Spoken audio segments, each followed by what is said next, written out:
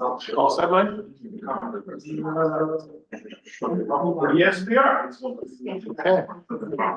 Okay, good evening, everyone. Welcome to the Village of New Paltz Planning Board, the regular meeting of August 5th, 2025. We have a quorum of 3 members in person here, and I'm Rich Sudo. I'm stepping in as chair for the meeting. Zach Bilecki, who's the chair of the board, is remote today, which means that with a quorum present, he's permitted to join the meeting and vote on projects, but I'll be chairing the meeting. So as the substitute chair, I'd ask you to have some grace on me if I misstep or ask for some support from others. There is some administrative business to do today. As always, we have a couple of public hearings open. We'll also offer public comment. And then we have a number of applications to review, including potentially some decisions and one new application that's happening at the end. So we have a relatively full agenda, and we will move at just the right pace to get in what we have to accomplish. So first thing is a resolution for approval of the 7/15/2025 minutes. Just checking to see if anyone had any changes or suggestions around the minutes, or if there is a motion to approve. So moved. Second. And all in favor? Aye. Aye. Aye. Thanks, Zach. Okay. So minutes for 7/15 are approved. I see we have Bill Murray in a bucolic landscape online. So welcome, Bill. Bill, are there any comments from the Village Board or Ulster County Planning Board? Not at this time, but thank you. Okay, thank you. And Rachel, anything to share from the Environmental Policy Board? No, we haven't had a meeting since we last met. Okay. All right, thanks. And the Director of Planning, Zoning and Code Enforcement, Mike, anything to share? Yeah, just one quick little update, a change to what we've been doing with the agenda. Since we went to the Munico Lab, I was doing a separate page for you each month with the items that were for each. And it occurred to me that we already had the agenda, so I now started underneath the agenda items. And if you're on the online version, they're all linkable. So if you click on the link, it will take you to the page in Munico Lab that deals with that. So this should make your life a little easier in meetings. You don't have to be hunting for which document are we talking about. Obviously in the paper format, that doesn't help. I'm going to continue doing that, and that also helps us to even further meet the open meetings requirements. So. Thanks, Mike. Definitely a user-friendly format for the agenda. Also, just shout out to the village for the adoption of the Munico Lab. I'm starting to be able to navigate it a little more comfortably than I was when I first started, like any system. And I think it's a really great way to have access to the material. And I know that it's improved some of the processes too. So it's been a great development. So thanks, Mike. The next item of it, or any other board updates before we move on to the next item. The next item on the administrative business is just a reintroduction of something that was discussed. I believe it was about a year ago. And the intent isn't for us to vote on this today, but to just reintroduce the idea. So having served on the board for some number of years in 2 stints, it's been my experience that certain topics, certain applications tend to have more extensive public hearings and public comments. And in many cases, those public hearings and or public comments tend to make meetings, significantly longer than they typically would be. They also tend to have some qualities to them, these comments, that might be improved by some guidance from the planning board. So Emily, well over a year ago, was kind enough to share some examples of what some other planning boards in comparable municipalities or cities, I believe Rhinebeck, Beacon, among others, we looked into.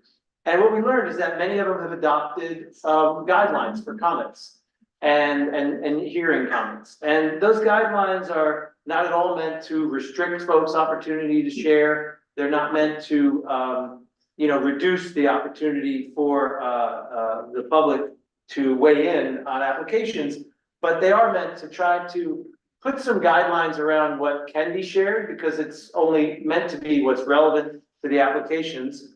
And also, some timeframes over which you can share that information, as well as some things that shouldn't be shared in a public comment or public hearing. So integrating what looked like the kind of best practices from a few of these municipalities, I had proposed this set of guidelines for comment at a public hearing and public comment, shared it with the board as a draft some time ago, and then it hadn't moved forward in some time. So I had asked if this could be resurfaced, and I want to make sure that members of the public have time to review it. I want to make sure that members on the board have time to review it.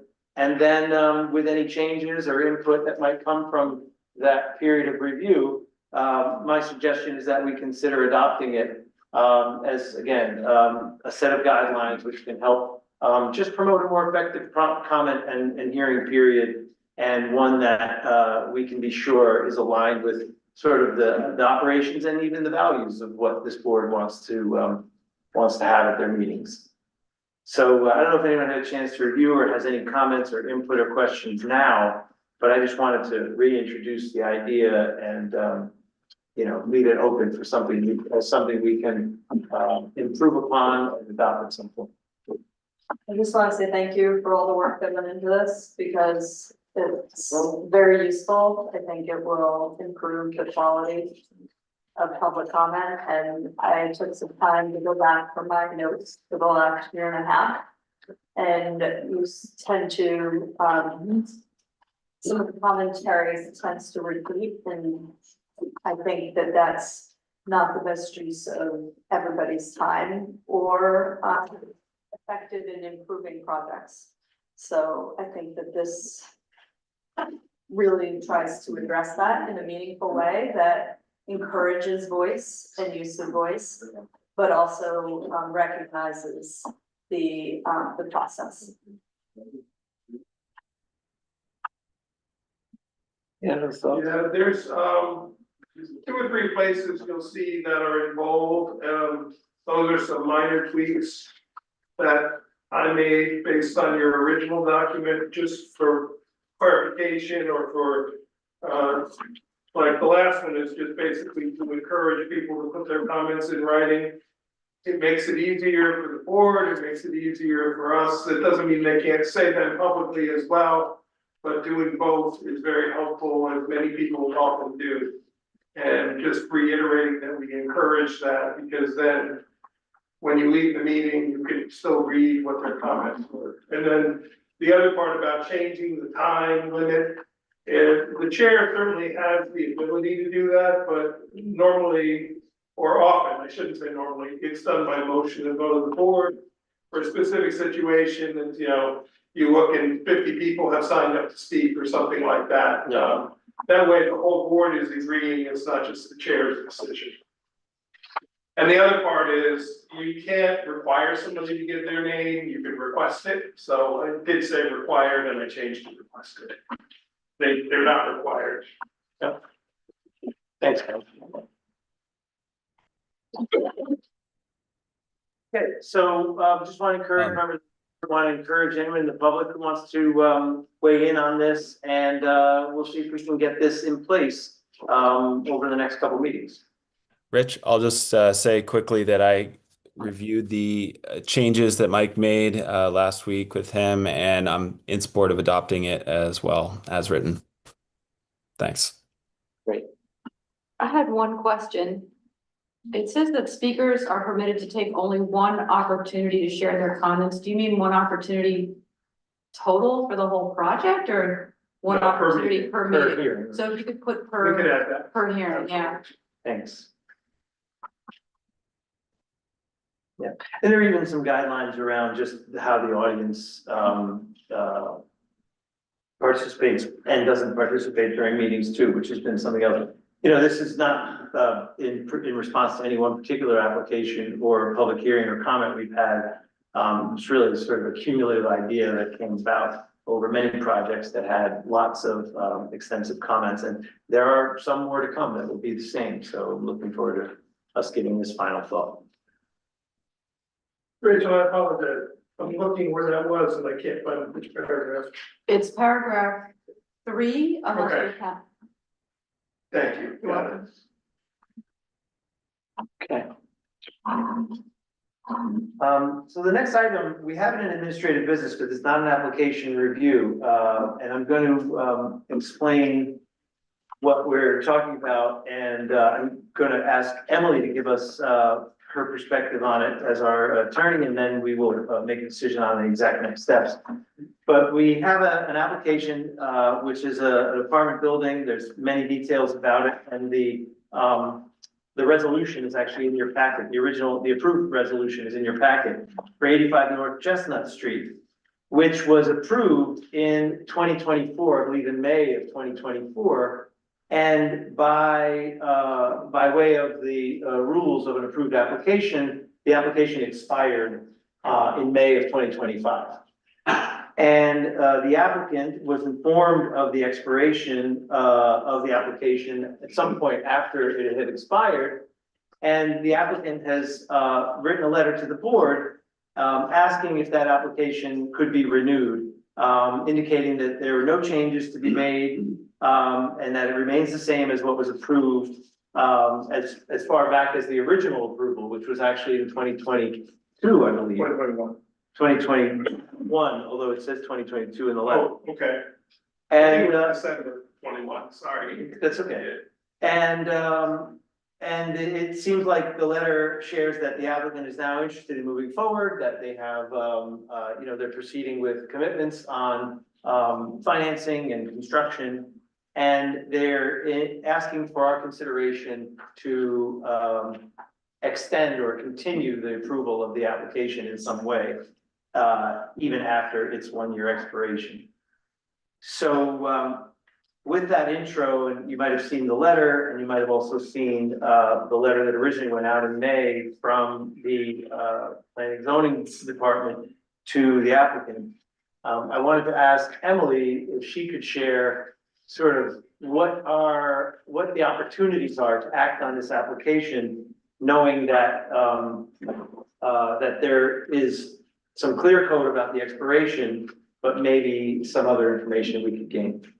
Sure. So the code does not speak to renewals, so that we don't really have an opportunity to do that through the language of the code. So what the board has been doing is putting in the general conditions that the site plan and the special use permit approvals do expire 1 year in 1 year, as the code says, but that anyone who needs an extension would have the opportunity to apply within at least 45 days before it expires and ask for a renewal so that it could be done before it expires. Once it expires, we really don't have any way of extending an approval because it's now expired.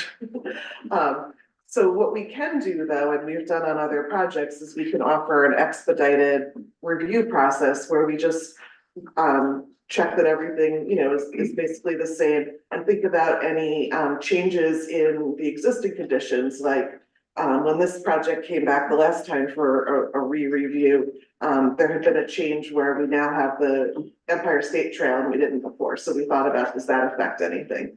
So we could do an expedited review where we just, consider any changes that need to be factored in, and then have another public hearing, and if there are no problems, we could go ahead with it that way. So I think that's the route that we can offer. If the board, wishes. And there's no other route? There's nothing under the law that lets us renew an expired application. Okay. The whole business with the sewer, the extra pump. Is this, I think that's further up. It's further north. It's further north, it doesn't Yeah. affect us I at don't all. think it affects this one, no. that's a The different- property is right Yeah. next to where the, Zero place, the- yeah, the former ice cream shop, Bill's Pizza. yeah. Yeah, so Shortens, thank you. I couldn't remember the name. But this approval has been factored into traffic studies and everything for that corridor, as an approved So project. nothing really has changed. Yeah, so I think, what we would need is to get a new application. And then the board can look it over and decide if we can kind of take an expedited route to holding a hearing and moving ahead. So I know this isn't an application, but the applicant is here, so I'm just gonna speak to what I think I'm hearing from everyone. Is there any other thoughts on this?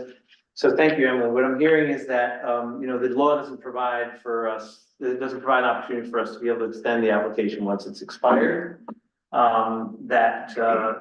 For future note, within 45 days of the expiration, you can apply for the extension, but since that timeline was missed and it expired, the only thing we can invite you to do is to reapply with the material. You had said, it says in the letter that there are no changes, so you can reapply with the material, especially if there are no changes. It can be the same application, the same package. And I would say that if we were to receive that application this week, we could have it on the agenda as early as the next meeting and open a public hearing, because there would need to be a public hearing, which is also the law that every The application. public hearing would have to be the meeting following. Yes. You have to set. So that there would be opportunity to invite the application as early as the next meeting, potential for opening a public hearing as early as the first meeting in September. And really could have an approval potentially if there really are no changes and no new considerations. Potentially by the second meeting in September. So it could be a pretty expedited path toward getting a new approval, but it wouldn't be an extension of the existing approval. Okay. Okay, thanks, Ryder. And if you want to stop by and see this week, tomorrow, or the next day, we can get you started on that process. All right, thank you. You're welcome. All right, so before we go to the public hearings that are scheduled, just open up for general public comment. Is there a list, Mike?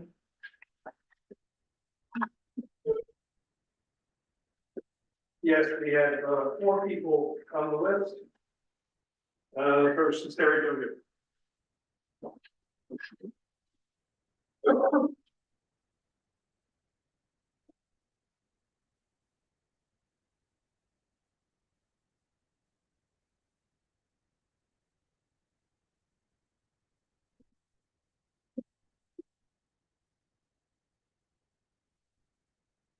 Evening. So what had happened on number 7 Prospect Street, where when the owner ignored the approval of the board and constructed whatever he wanted in violation of law, he also built the new building into the side yard setback. And has been a while trying to figure out a way to deal with the setback. The solution that was arrived at was to take some land from 5 Prospect Street, which is owned by the same person, and transfer it to 7 Prospect Street. There are several problems with that proposal. The first is that 5 Prospect Street is a flag lot. So it's about 90 feet from the street to the lot itself. And all you have is that long strip of driveway to get back to the lot. So if you take land from the driveway strip, you're making it too narrow to be a driveway. Legally, that has to be a minimum of 25 feet wide. They're proposing to make it approximately 23.5 feet, and that's illegal. They could do it if the ZBA approved it, but the way it is right now, they can't. So you've got that problem to start with. The other problem is the amount of land that you're transferring is about 726 square feet. Their proposal is to build 10 bedrooms, 2 units, 2 dwelling units with 5 bedrooms each. It was previously going to be 9 bedrooms. Supposedly, the fact that they're transferring land would give them more land for the 10. The problem is it does not give them enough. For 10 bedrooms, for 2 dwelling units and a total of 10 bedrooms, you need 24,200 square feet. The amount of land that they're transferring is too small, and it only leaves them with 23,222 feet. So they're going to be about 1,000 square feet short of what they need for 10 bedrooms. So right now, what you have in front of you to approve is 1 bedroom more than they can legally have. The other thing is that,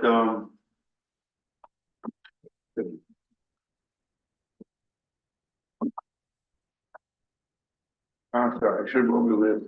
They're the third, but it deals with the transfer of the land, and the fact that it's just not enough. And that they're taking it out of the driveway right away, which they can't do because it's only 25 feet and it doesn't give them enough land. Thank you. Continuing with public comment? Yes, Allison Nash.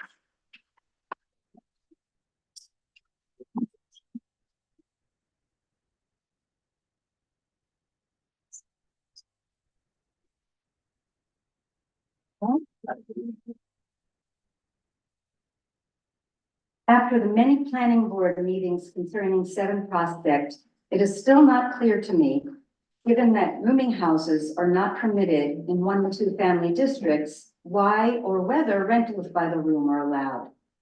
It is worth repeating that such rentals are one by one taking the place of 1 and 2 family homes on Prospect Street and other neighborhoods in the village, prioritizing housing for short-term residents over people who want to make New Paltz their home. That said, given that the plans for 7 Prospect have been approved by the board, I would like to ask that additional conditions be included. The placement of the front door to the addition is unusual, given that rather than facing the street, it is in the middle of the yard, directly facing all the bedroom windows to my house, which is right next door. The large number of bedrooms and parking spaces at 7 mean that noise and lights of people in cars noisily coming and going throughout late hours of the night would create much disturbance. I am therefore asking that tenants be clearly informed that they are living in a residential neighborhood and that quiet is expected after 11 p.m. Importantly, including as a condition that 7 Prospect be rented by the dwelling rather by the room would present a much needed opportunity to provide housing for long-term tenants. Thank you. Thank you.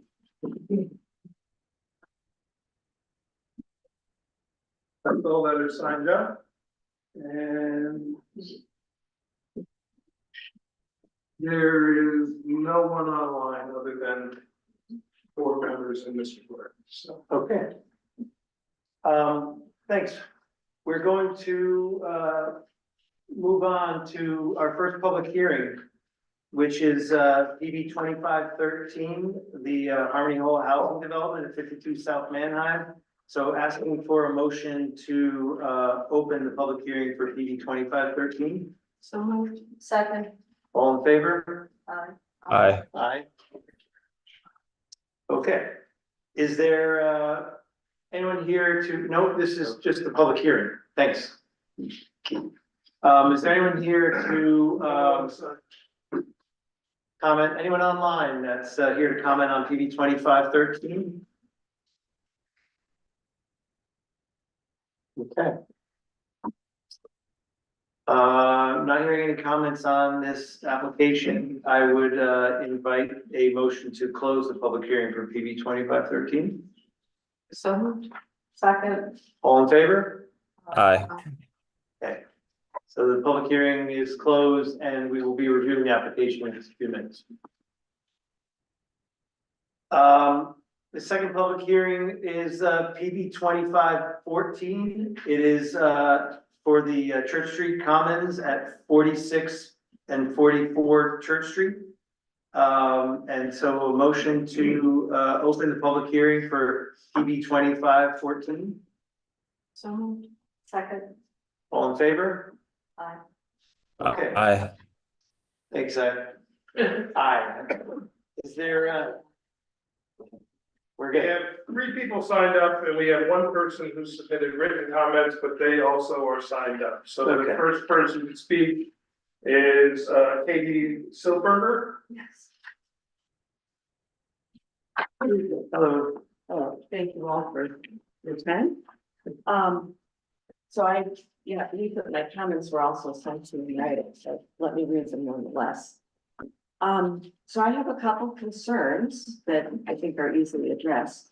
First is, to limit the size of the construction vehicles so that they do not damage neighboring property. I can't do that.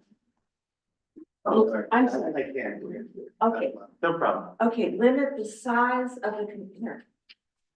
I'll make Here, actually, I have a copy. I've got an extra copy. Yeah, to limit the size of the construction vehicles so that they do not damage neighboring property. When the current units at 4446 Church Street were built, the foundation of our house, right next door at 42 Church, was cracked in several places. The driveway at 4446 Church Street does not have the underlying structure of a street, and the vibrations of the vehicles affect the property on either side. I don't want any more damage to my house.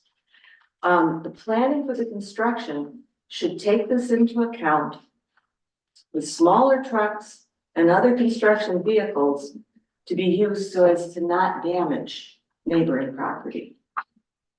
The second item was handled very well when the original units were put up above, but I just want to get it in there anyway. The drainage design of the existing properties was well done. It's above my property. So if the drainage is not done correctly, I am the recipient of all the extra rainfall. So I would appreciate the same care exercised the first time around being used in the addition. The third concern I have has to do with family-friendly design. The birth rate in the United States has been steadily falling since 2008. The census published something that used to be called the census pyramid because it was shaped like this. Now it's shaped like this. This year, the New Paltz School District has 150 students in the senior class. They have 100 students in the kindergarten class.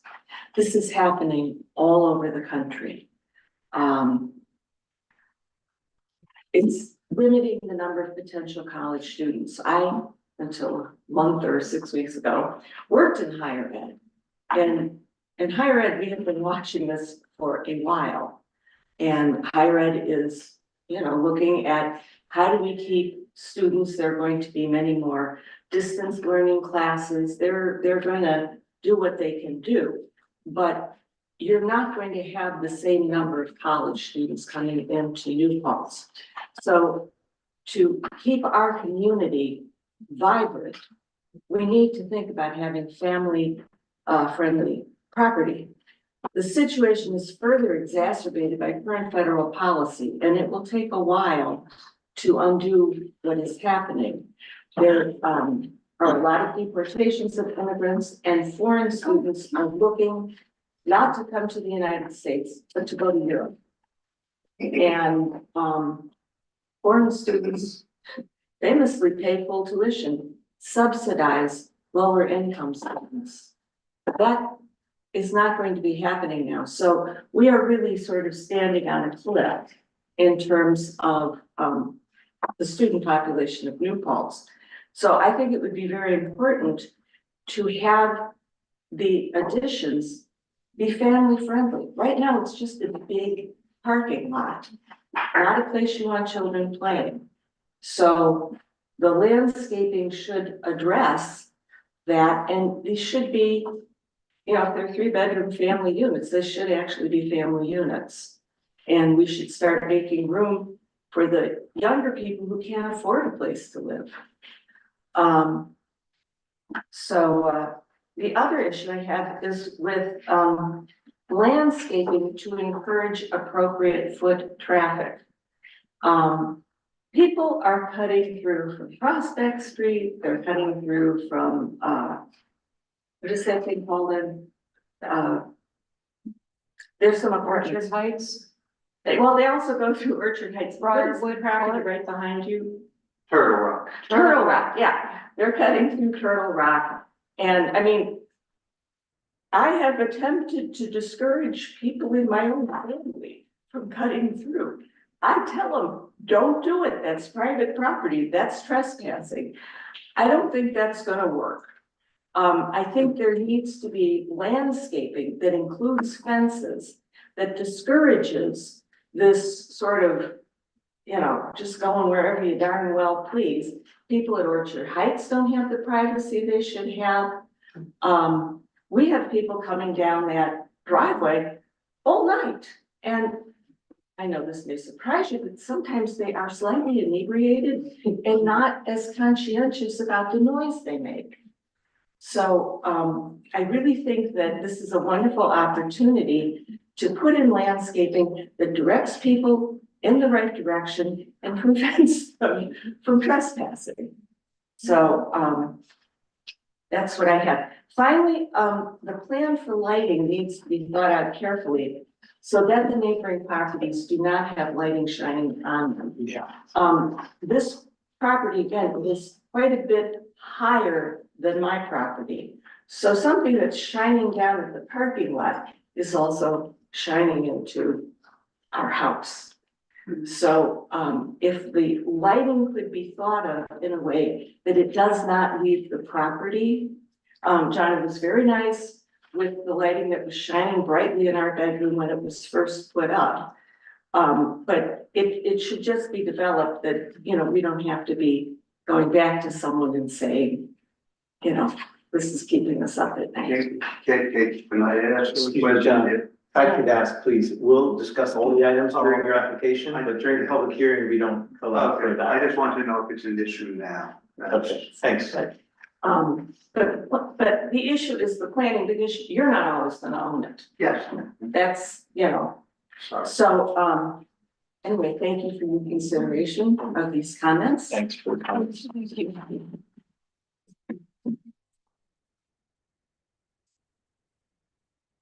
Next person? Next person who signed up is Heidi Bennett. Yeah, I hadn't been prepared statement, but I would like to say that my life has changed dramatically since you put in your development, and I can only expect more of the same after you do the same. I had constant interruptions, I had people defecating and urinating in my backyard, and say, oh, no, it was John's property. I've spoken to you about this, and you have never addressed it. I begged you for a fence, you said, no way, you didn't clear it. There gonna have to be some concessions on your part. So if I could just ask, I'm sorry to interrupt, but if this is a public comment, this is a comment in the public hearing, I'd ask you to please come up front so that we can, Okay, well, because it's recorded and documented. I pretty much. And so I want to make sure your comments I are, can't see any heard. concessions that Johnny's been, that Johnny's made. It changed my life dramatically, my quality of life, I've lived here 40 years, raised my kids here, and it's become like a thoroughfare. There are students constantly stumbling in and out, throwing pizza boxes, a lot of trash that I think, it's been very, very difficult. And I don't see this event for your development making any difference for you. So. Thank you. thank you. Thanks for coming forward. And the last person, I apologize, I'm not able to read the name.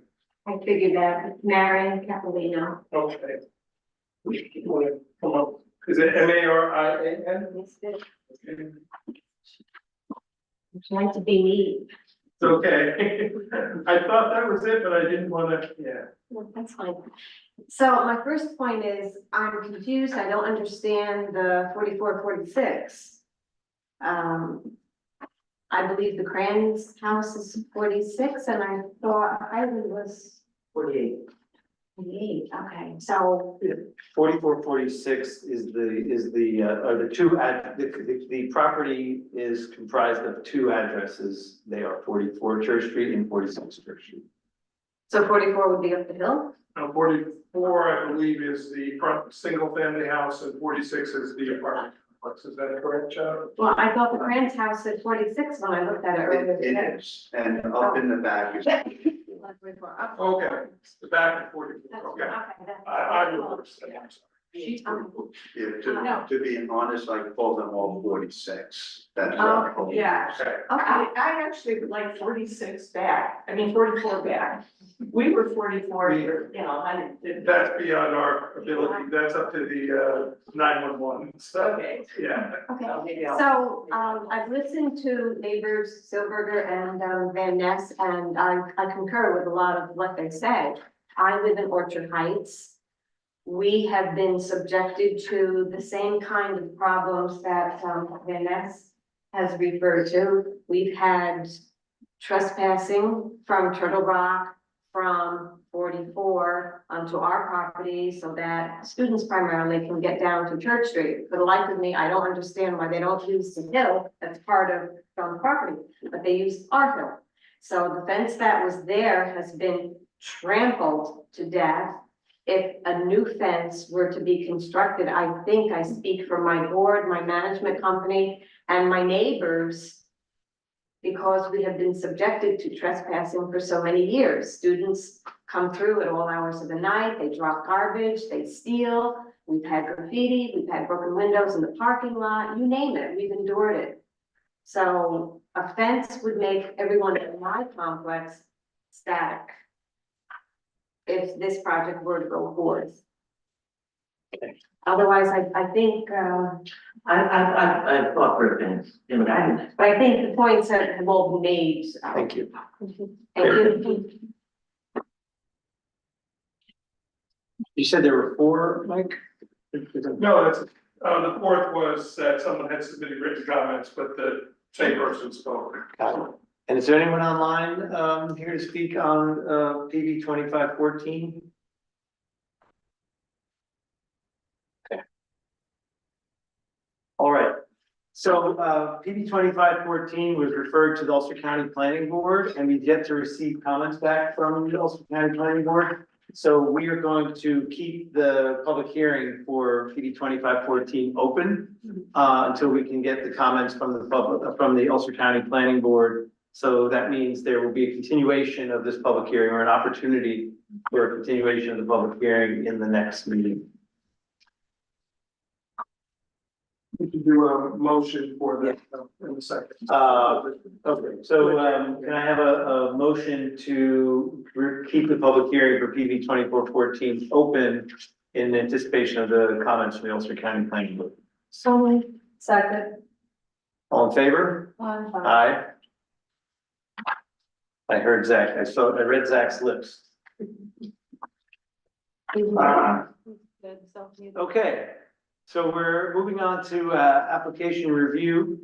Starting with PB 2513, the Harmony Hall Housing Development at 52 South Manheim. You can come up, Keith and team.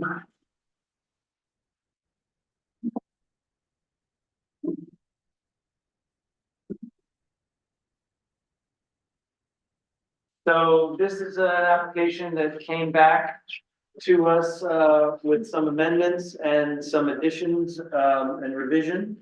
There was the proposal to both add fencing and change it to one uniform fencing material and color, and which also included some changes to the landscaping.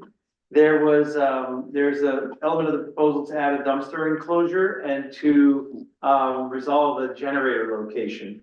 And I believe those were the three changes that came back in this application.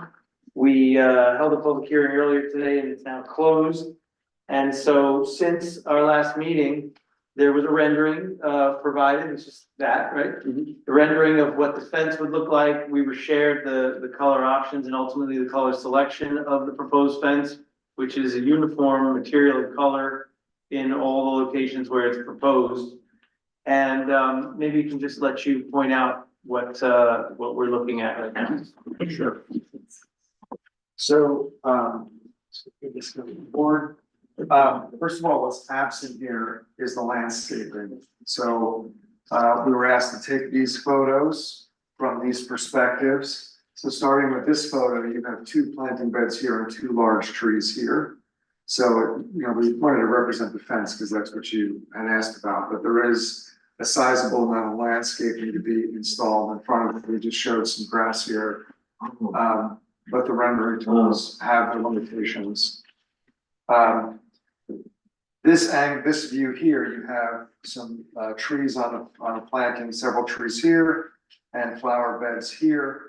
This is all parking up against the fence line here and you're looking up at it, so it actually looks taller than it really is, but we're at a lower elevation from where you would ask the photo to be taken looking up. And then, There's a ditch right behind it. correct, and on the other side of it is where you've got the planting that faces the ridge apartments. So you don't see the landscaping on the other side of it. Yeah. And that, you know, some of the board members asked, how do we arrive at what was originally there? Who here, the planting schedule here, that was input from the neighbors who faced this. We had a neighborhood meeting with the members of this building who'd be looking at it. They requested this fence here, just to refresh your memory, and they requested landscaping here as well. They wanted the fence high enough to prevent the car lights from looking in at their building. We did hear from the owners of the development who just asked that this be a 5-foot fence. We showed a 4-foot fence. So I said, well, how about I hold the fence up 6 inches and we split the difference? So, you know, the board had asked for a 4-foot fence, so we can do a 5, but figured this would be held up off the ground for maintenance, so it's easy to go, you know, trim under it. And the owners were satisfied with that and they were happy that we had them. They didn't realize we met with the residents of the building as part of this design, which the board asked for. Yeah. Last guy? Does the fence go around the other side of the development? Because you have that detention basin on the other side there. And I looked at it and the road's right next to it and it's a really steep drop. And I guess if you had mostly elderly people living in there, it could easily just tumble into it if you didn't put a fence there. Well, the roadway that goes around isn't for residents, it's for fire access. So you wouldn't be driving You wouldn't be cars. walking there? It's not designed to walk there. You could walk around the road. I don't believe the plan shows any barrier protection there, was it, Daniel? No. So we don't have barrier protection. If you'd like some, we can add some. I think it might not be a bad idea. If you go there, it's like the asphalt comes right up to the edge and then It it just does. goes. What is the length that we're talking about? In other words, what type of a change to the application would that require? It's a landscaping change. It's about 65 feet. So it's not a huge ask. We would just put 4x4s down, like a wooden, like a Yeah, 4x4, just something like a because guardrail. it's easy to stumble off that, like, I don't know, I Yeah. mean, maybe I'm being paranoid, but when I went over there to look at it, it looked like the asphalt came right up to the edge, and I myself have fallen on things like that, just not paying attention. So, I- it's- Do not want to ever pull someone out. So, Let alone Rachel. Well, no, I'm not gonna fall in there, but I'm just saying. I have. If the board didn't want to consider adding that, you could simply add it as an additional condition and let it be Yeah. amended and Understood. before signature. I wanna let others weigh in on whether we think that's something we'd like to endorse. And then secondly, I wanna be clear on what it is we're describing. So it's not a continuation of the no, fence. it would be more of like a wooden guardrail. You'd see Yeah, like a heavy timber guardrail. Yeah, railroad tie. It would be this wouldn't be like a car grade, it would be more of a pedestrian, so you might have a 4x4 or 6x6 that would come up 3 feet with just a board rail on it, so it would let people know Yeah. Like, don't go over this way, and if someone stumbled, they have something to reach onto. And when we approved this, some of you, I believe, I know Rachel was here, I don't remember who exactly was on the board. We talked about coming back at the end of this, just to make sure if there's any cleanups. I mean, we live in the community, and I've served on the planning board in Gardner for 16 years. I get it. You wanna, now that it's up, take a walk. If there's some little cleanups you'd like done, we don't have any qualm doing that. We want this to be a plus for the community and, you know, a safe place for people to, I hope people use that and walk. Yeah, I'm gonna be living right here, so, I told them they could stop the fence here. I don't need the screening, and I'm gonna put a bamboo line there or something similar to that. Well, you're up on a ledge too. Yeah, I'm up higher, yeah.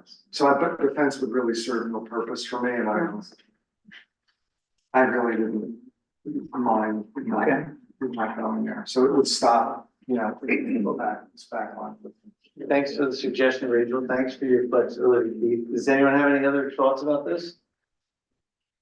No, I'm in support of the safety measure. No. That's nice. Bikers, walkers would be much more alerted to the risk of falling down. So, If you had a dog, you probably will sit around. yeah. So then my suggestion is, we do have a draft resolution of approval.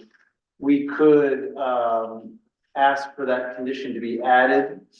And, the condition would be something to the effect of a low barrier, along the 60+ feet of, fire access drive that would, prevent, someone from, not noticing the drop or falling in the drop.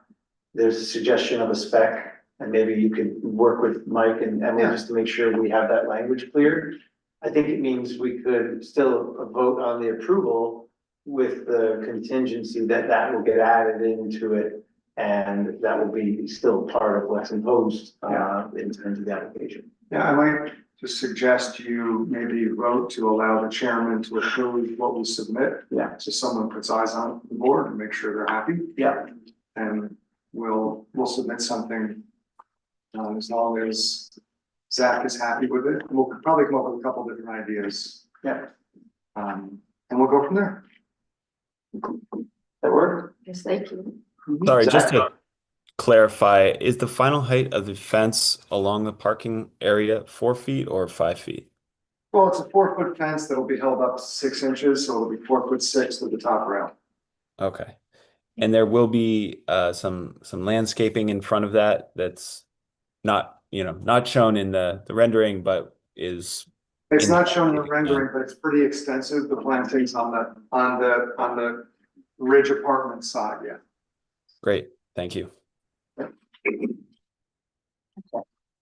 So, we have a resolution of approval. There are, the typical introductory language around the identification of the property. There are some findings, and there is currently one single specific condition, which I'll read. But then, in our motion to approve the resolution, we're also going to add the, specific condition to add the, specific specification, location, length, et cetera, of the additional barrier that Rachel recommended. And to clarify, that'll be a wooden pedestrian barrier. We'll submit for a wooden barrier, and I'll just see if there's any alternatives. Okay. I'll just go see what looks good there and see how much room we have. If it's right up against the roadway, we might have to use maybe something aluminum. Understood. Like a rail fence or something. It'll look good either way. Do you know how high that would be? I have to look at the code, like if you're gonna put a barrier up, I'm sure there's it might be 42 inches or more than 36 inches. I'm not sure. I'll have to do a little research. Yeah, that's why we'll leave it as an open-ended, Right. condition to be added and approved by the chair. So What I have let's first, for now, just add pedestrian barrier approximately 60 feet long at a height to be determined by code.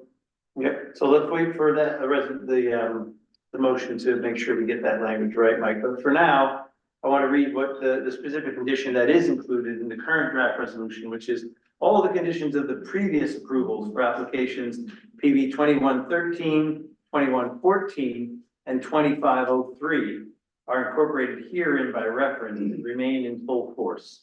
So there were multiple applications, including the original two that made for the property generally, and then a smaller one that came back in earlier this year.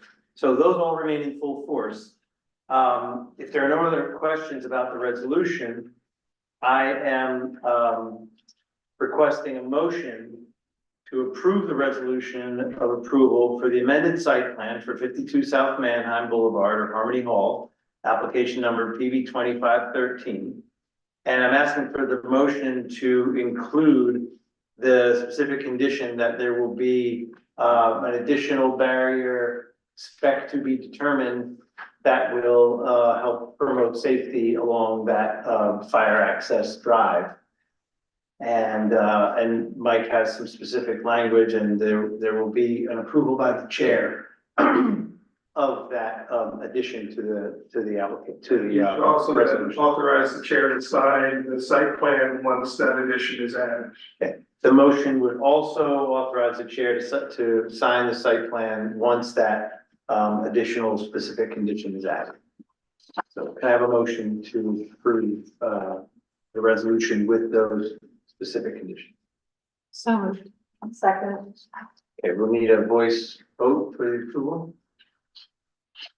Sure, Rachel? Aye. Nikki? Aye. Zach? Aye. Rich? Aye. Okay. Thank you very much. Thank you. So you can get that addition done and, yeah, shoot me an email and we'll double check if it's all correct before you print things and save the court clerk on our way. Yeah.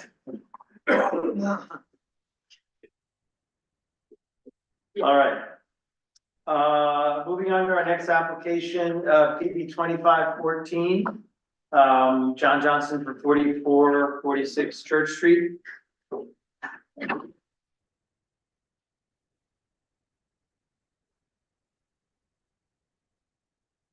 Hello. Hi, welcome. So we'll move through this, because there are a few things to do.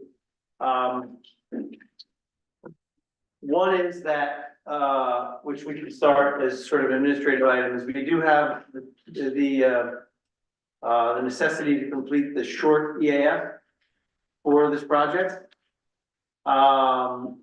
The reason being is that what's the reason we have to do this short EAF for this project? Was classified as an unlisted action, not a, it didn't qualify to be a type 2 action. Okay. So because it's an unlisted action with this board being the only involved agency. Okay. So because it's an unlisted action, this board being the only involved agency, everybody remembers what the short EAF looks like. Basically, is asking us to evaluate a set of criteria and determine whether there would be no or small impact, or whether there would be a moderate to large impact. If there's moderate to large impact, it may require us to consider additional remedy or mitigation of that moderate to large impact. Or if there's no or small impact, it often does not require any additional mitigation or remedy. So Mike offered us a draft of the short EAF. And if we could just walk through each of the points and ask the board to weigh in on whether you believe there's no or small impact versus a moderate to large impact. And we'll see where we land on completion of the form. So the first one is, will the proposed action create a material conflict with an adopted land use plan or zoning regulation? I say no. Will the proposed action result in a change in the use or intensity of use of land? No or small or moderate to large? How many more people is it? 2, 3 bedroom apartments? Six additional people.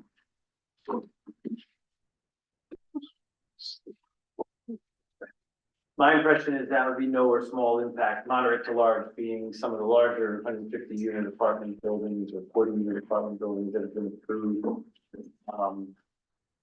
It's, but I'm open to thoughts. I mean, it's It's four increasing. it's 6 additional residents out of 38 existing, or it's going to add. It's gonna add 6. It's currently 7 units, 7 residential units, and the end result after this will be 9 residential units. It's a total of 38 bedrooms. Number of residents is not really something to calculate, 38 bedrooms, so. It's adding 6 bedrooms from 32 to 38.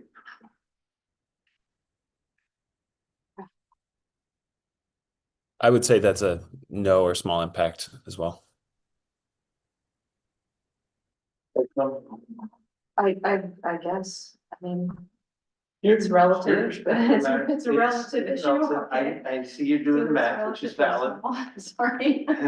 6, so we're looking at an 18 maybe % increase in the number of rooms, if I'm right, somewhere around. Yeah. So is that no or small? I guess it's small Okay. or medium, so there's no like medium in the middle there. There is no medium in the middle. But we can come back to it if you have a change of your impression. Will the proposed action impair the character or quality of the existing community? Yeah, I want to acknowledge that we have heard some feedback from the neighbors in the public hearing about what I would think of as the quality of life maybe that they're experiencing as a result of the existing residents. And those might not all be attributable to the units that you own, but there's traffic, there's activity. Yeah. There's litter, there's things happening in that area that are at least in part maybe attributable to the properties you own.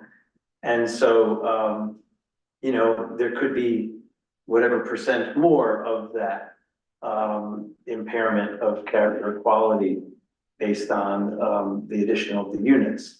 Don't want to say that it's going to be small or moderate or large, but I will say that I think based on what the neighbors are sharing, we just want to be aware of the fact that adding units to this property might have an incremental negative effect. Yeah. May I say something? Sure. I think this taking down the house and extending the driveway, I think, and putting the density up in the back, I think is going to do wonders for the neighbors. Not that I think it is an issue now.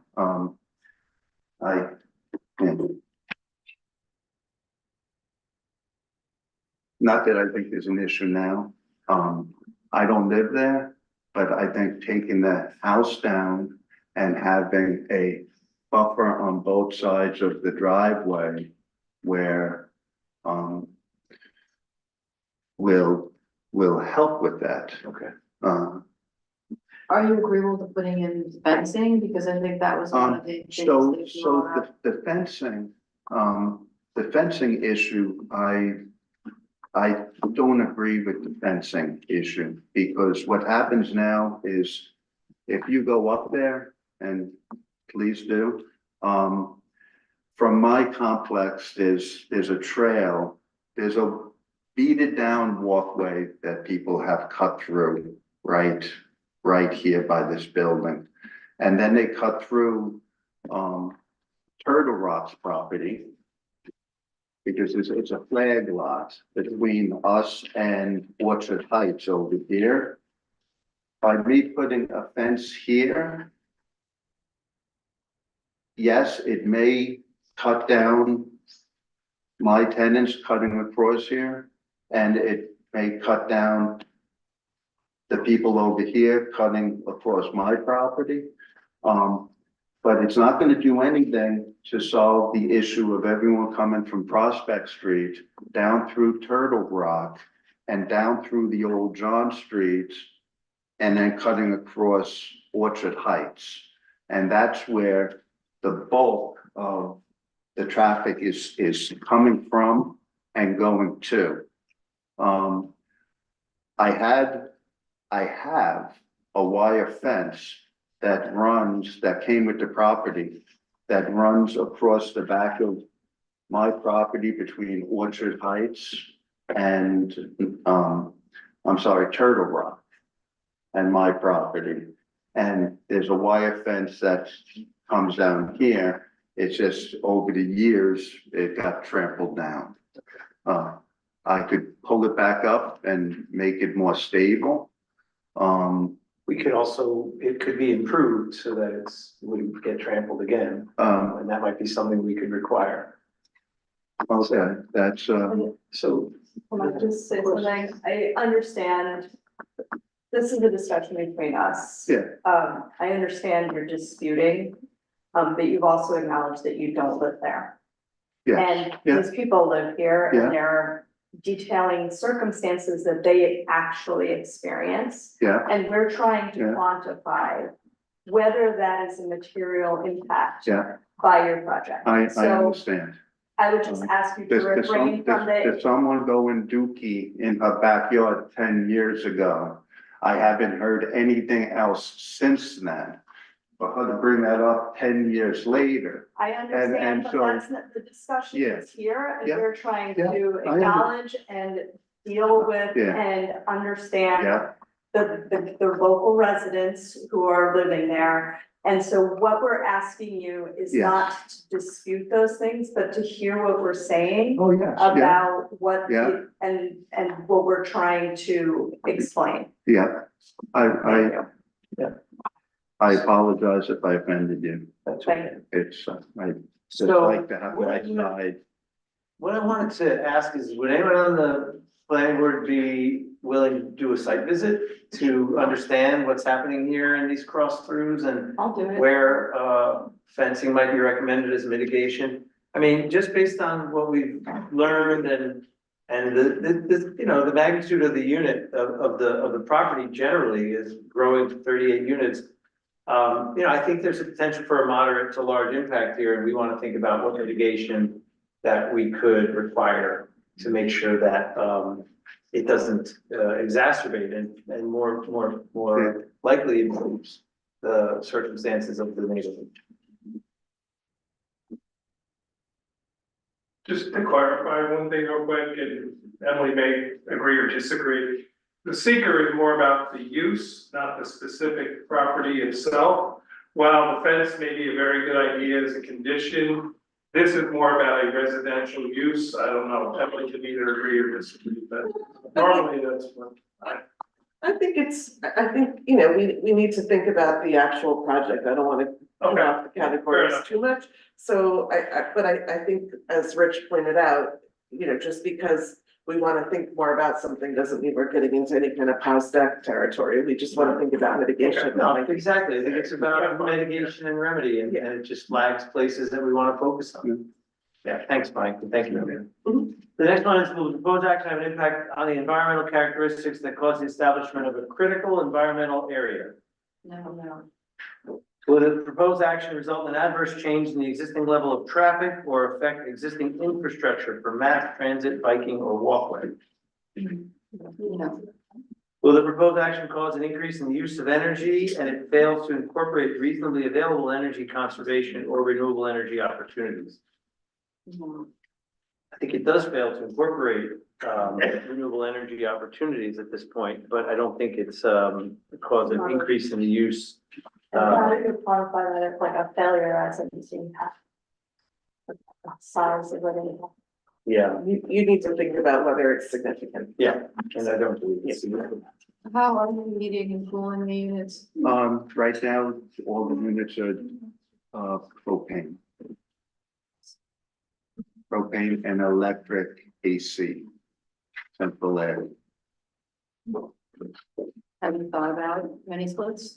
I've thought about it. Yeah.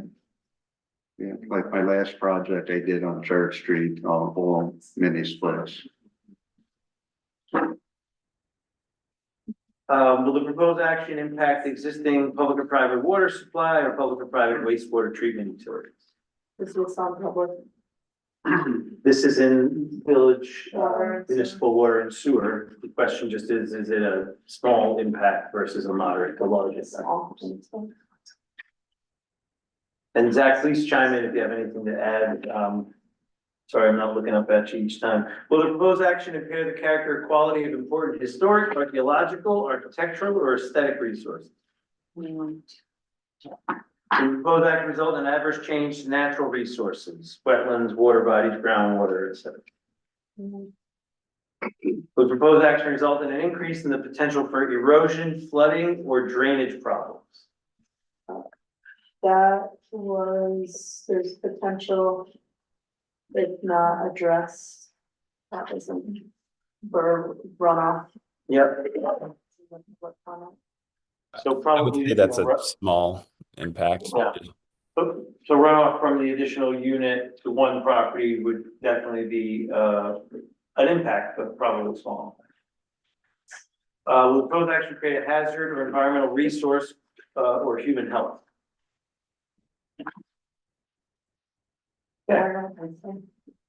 So just to clarify, did you want to change 3 to? Yes, we want to change 3 to moderate to large, just to flag our interest in making sure that Understood. the elements of the layout, elements of the landscaping, elements of the potential barriers that might be recommended or required could take into consideration the quality of what's happening.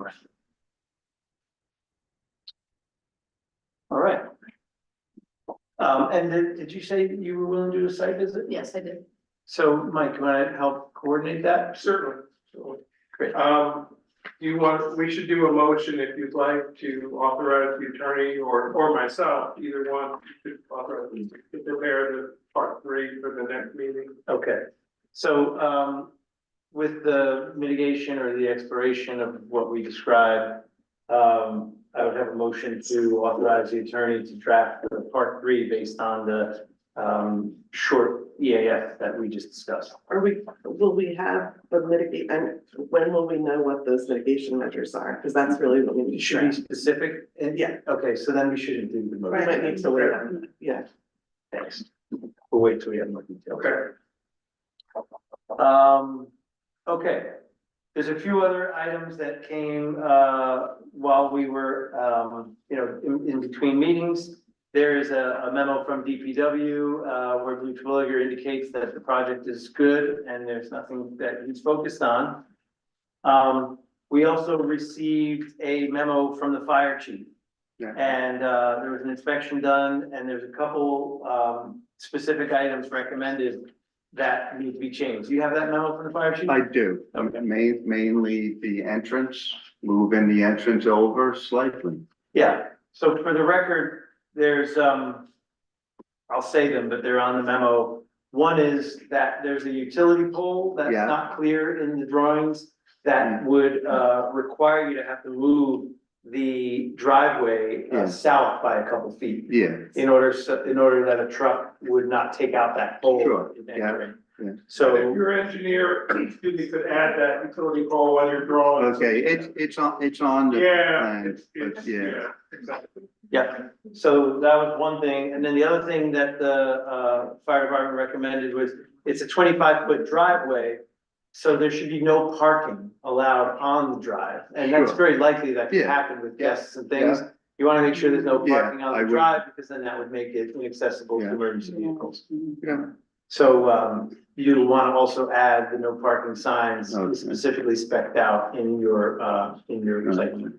And Mr. Chair, last meeting, I incorrectly stated that they needed 1 ADA space. I went back and checked the standards for 38 parking spaces. They will be 2 ADA spaces. Okay, So we'll have to add 1 more on the drawing. you got that too? Yeah,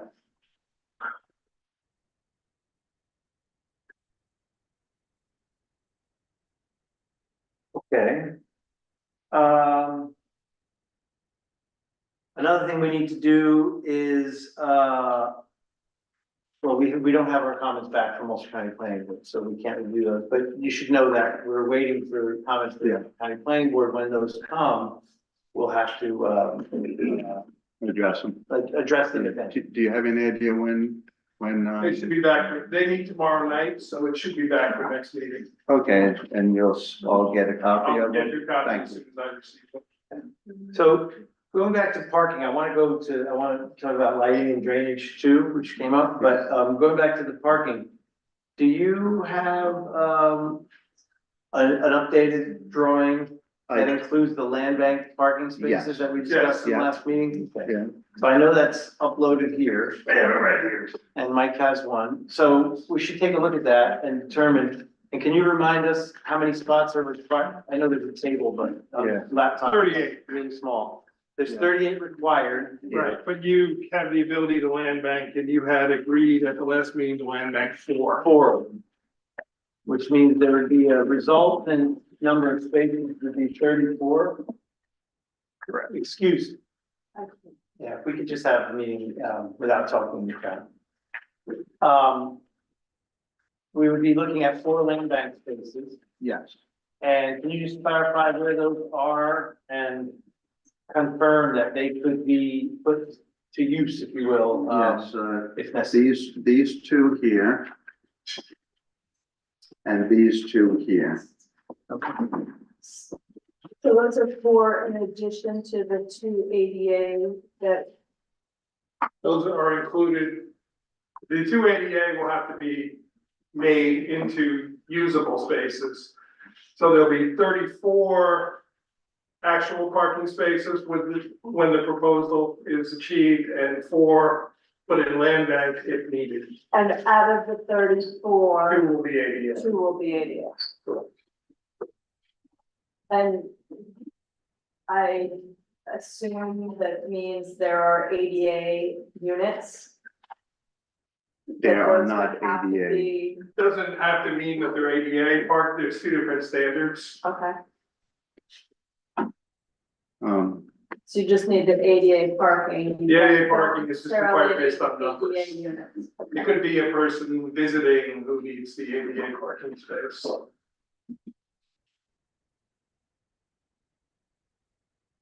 I don't know, I mean, I'm not a traffic engineer, but I don't want to make the assumption that all these spaces, the way you come and go from all these spaces are, you know, according to the Viable. engineering of, Yeah. and viable. yeah, well, So these can are you already please- there. These are already pre-existing. Right, but this may be an opportunity to improve if necessary, given that it's a significant change in the application. Okay. So, I don't know, we could have just like a couple movements, like whoever drew this could make sure that it's, Yeah. Well, they're, like I said, they're pre-existing, so we can go up there with a car and well, we don't actually, usually do that. What we just ask is that the Yeah. applicant, demonstrate that these are all spaces that are okay, engineered to come and go safely. okay, I don't know that answer. It seems like this one, you'd be Yeah. backing into the main drive, if someone's coming up the Yeah, main drive and you're backing into it. it'd be back in that Would way. be back that way, so that's something. Yeah. Guide, Yes, okay, just make sure there's clearance in order to do that. okay, And then there is the 4 land bank spaces and how they're made available. Those also require backing into the main drive, but I'm assuming that main drive is slow traffic, but. And then these spaces, you know, you need to be able to back out safely without hitting the cars across from them. I understand this might be the current configuration, but it Yeah. doesn't mean that it's according to the code, so let's just see how that works with okay, some car diagrams. okay.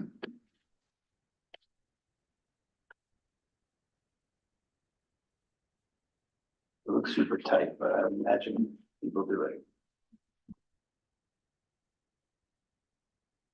I think the building inspector checked the width and it meets the code Okay, good. to my recollection. Yeah, I'm assuming it does, but it would just be helpful to just show. Okay, any other questions around parking or egress or anything like that? And there's probably a spec as to where to put the no parking signs and how many to put over the length, so I would check Yeah. that. Yeah, what's that? I have one.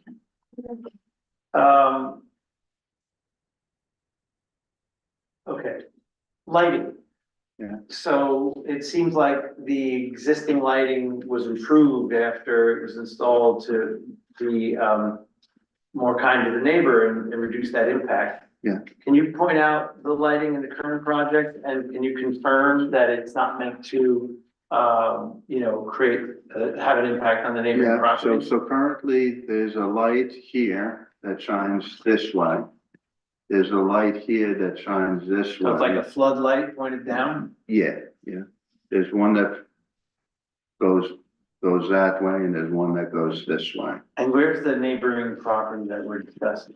Here, the issue was this light here was facing this way. I see. And so, actually, I think it faces this way then. Once I remove the house, out on the street here, there's a street light here. So I wasn't planning on putting any lights on this drive here. And so there wouldn't be any What's the additional length of that? lights. It's 200 feet.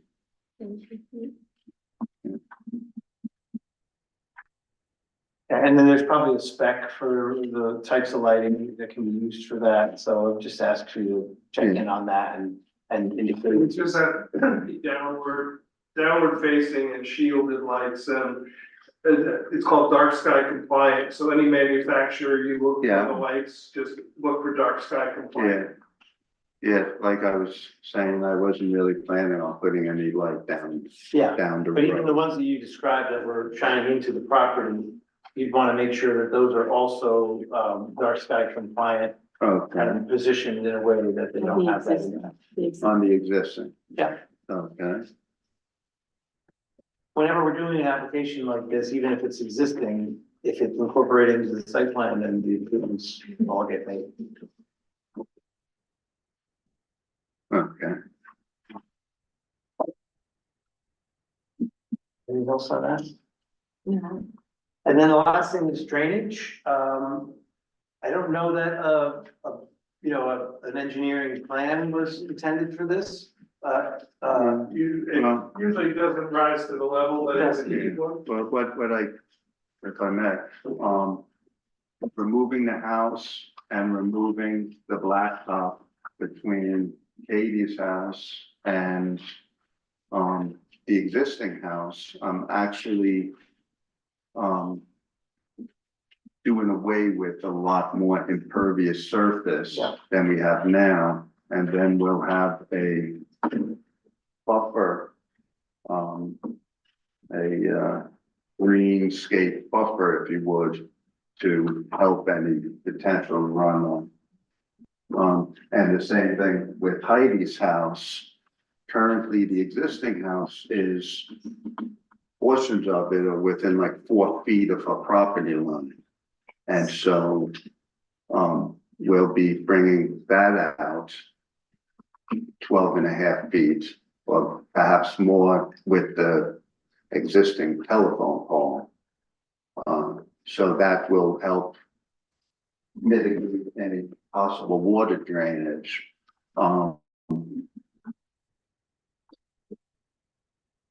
You said you're removing all of the asphalt and the building, and I think the question was structural integrity of the neighboring houses when that is being done. It seems to me that those removals within and of themselves create some issues, and I don't know what mechanisms are available in the site plan to make sure that we have to look at each property, but we don't want a structural integrity issue to arise if we're changing. So I don't know what as the planning board we can. I'll be the first one to agree with you, as when the issue happened 15 years ago, Katie pointed out that she noticed some cracks there, which we immediately measured them and put benchmarks on them and crayon them, and they did not grow. And that was right at the beginning of the project. But with that said, when originally when I built this, we did have a lot of heavy equipment, and we had excavators with hammers, hammering. There won't be any of that now because this, in between these two buildings have already been excavated, the buildings built, and the material placed back in there. And so that will just peel out, very easily. Is there a slab between the two buildings? There's a footing that runs between the two existing. Yeah, So basically we'll be going down, cleaning that all out, cleaning off the footing, and just putting two concrete walls for the foundation.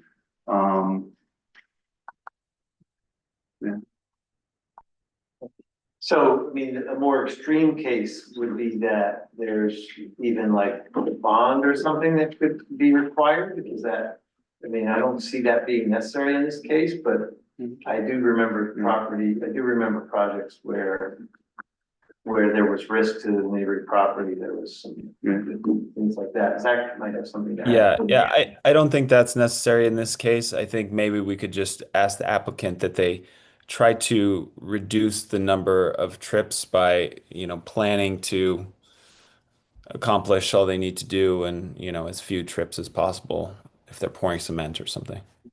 Yeah, the existing driveway between the existing house and Katie's house, that blacktop is there, and that has not settled over the years. There's not been any issues. We have a garbage truck that comes up once a week and picks up the garbage. That's probably the heaviest thing, perhaps a propane tank. This plan is moving everything off of Katie's house. The plantings are gonna be a buffer to the noise. We're gonna be able to put plantings up past the existing house right now between Katie's back deck and our driveway. There's no room for plantings. I believe Katie would agree that if there was room, I would have planted them. Okay, so, and is all the landscaping you described that, and then I wanted to hear, Emily, I know you were gonna make a point, but is all the landscaping you're describing that creates the buffer that you think will improve drainage, is that all in the plan currently? It is. Okay. Emily?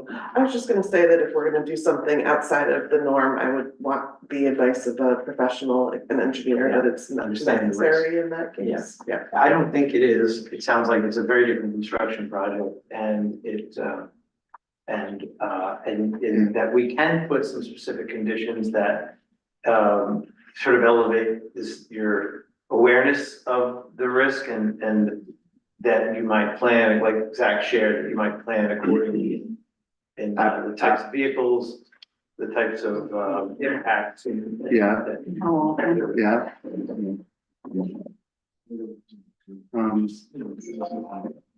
And I do agree that the removal of the building and the movement of the driveway would be a pretty significant change in the impervious improvement in the grade. Okay, I think there's enough things out here that we might hold off on, recommending an approval, the resolution. We're not there at all. So let's wait for the Ulster County Planning Board. Let's, ask you to make some of the changes and additions that were recommended by the fire department, clarify the lighting. Yeah. Can I ask a question, sir? Yeah. Which, as in regards to that electric pole out there, currently the electric pole is 9 foot from the property line. My side yard setback is 12.5 foot. So there's 9, 10, Your 11, 12. driveway doesn't need, your driveway can be in the In the side yard setback. Okay, that's my question. As long as it's not a structure, your driveway is allowed to be in the side. Okay, because I was just, I didn't want to, if I had to move it over to the side and then I was in that side back, Yeah. I didn't want to go, I don't want to go through the expense of moving the telephone pole. I know this has nothing to do with, the planning board, but I'm going through a lot of expense to take the house down and, build these essentially 3 apartments and, really only getting the rent of 2 apartments. So cost is a consideration, you know, at some point, if it's not feasible, I can't do it. Okay. I think doing it would be best for the community and make Church Street and make this complex a lot nicer than it is now. Not only for the neighbors, but also for the tenants. Katie brought up, the changing demographics of the rental business. And she is absolutely correct. You may not think this, but it's getting more difficult to rent in the village. There's a lot of vacancies. I know some of you may not see that or, but I know of it.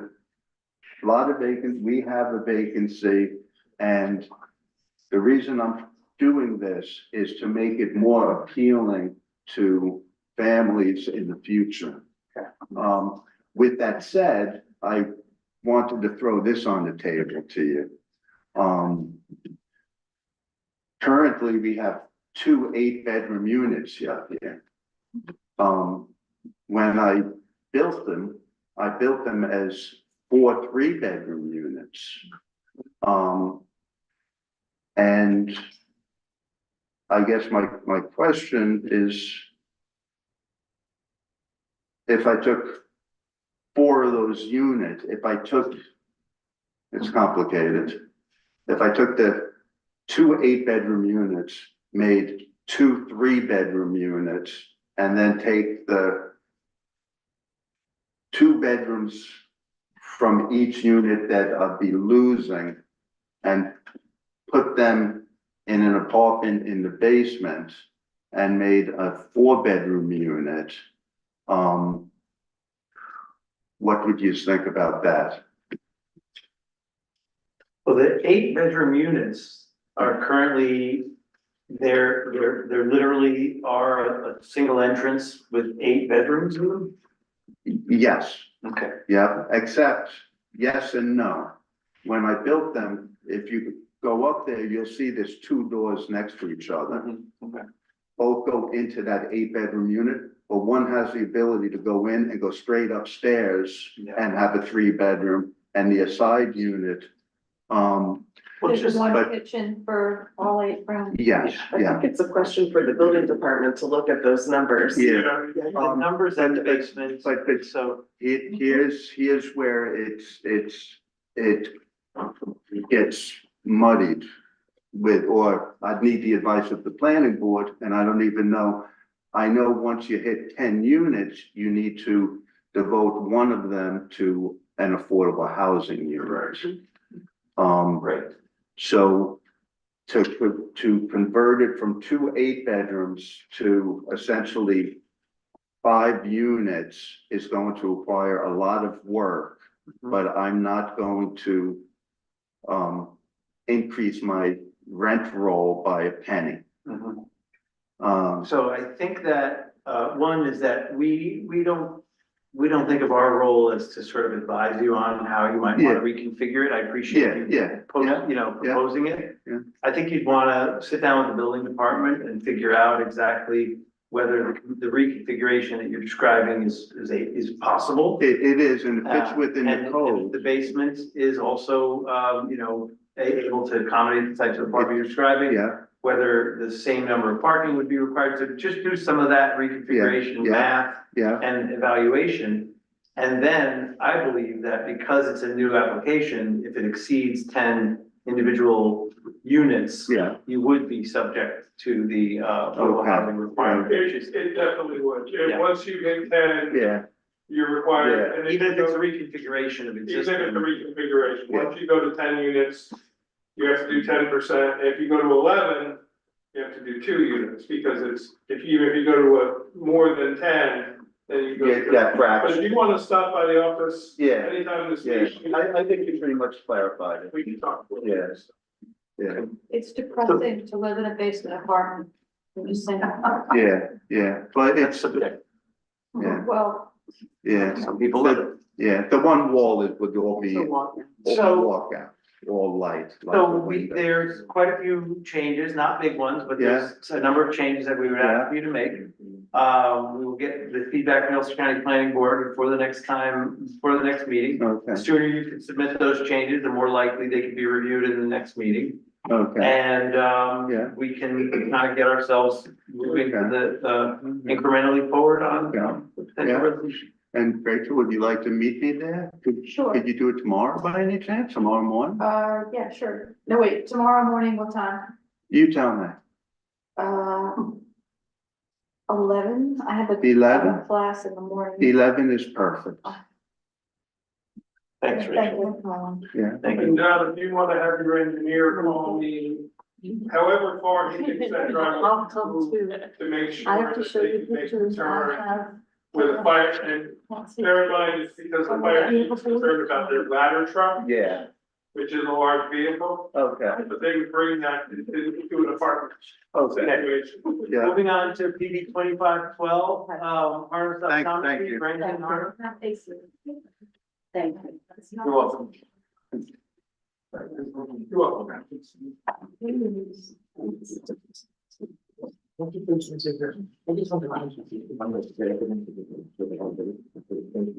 Okay, hi, welcome back.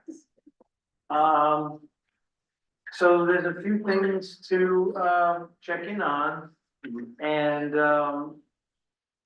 with the potential to vote on the resolution. So you, shared the elevation and landscaping plans that are updated? Yes.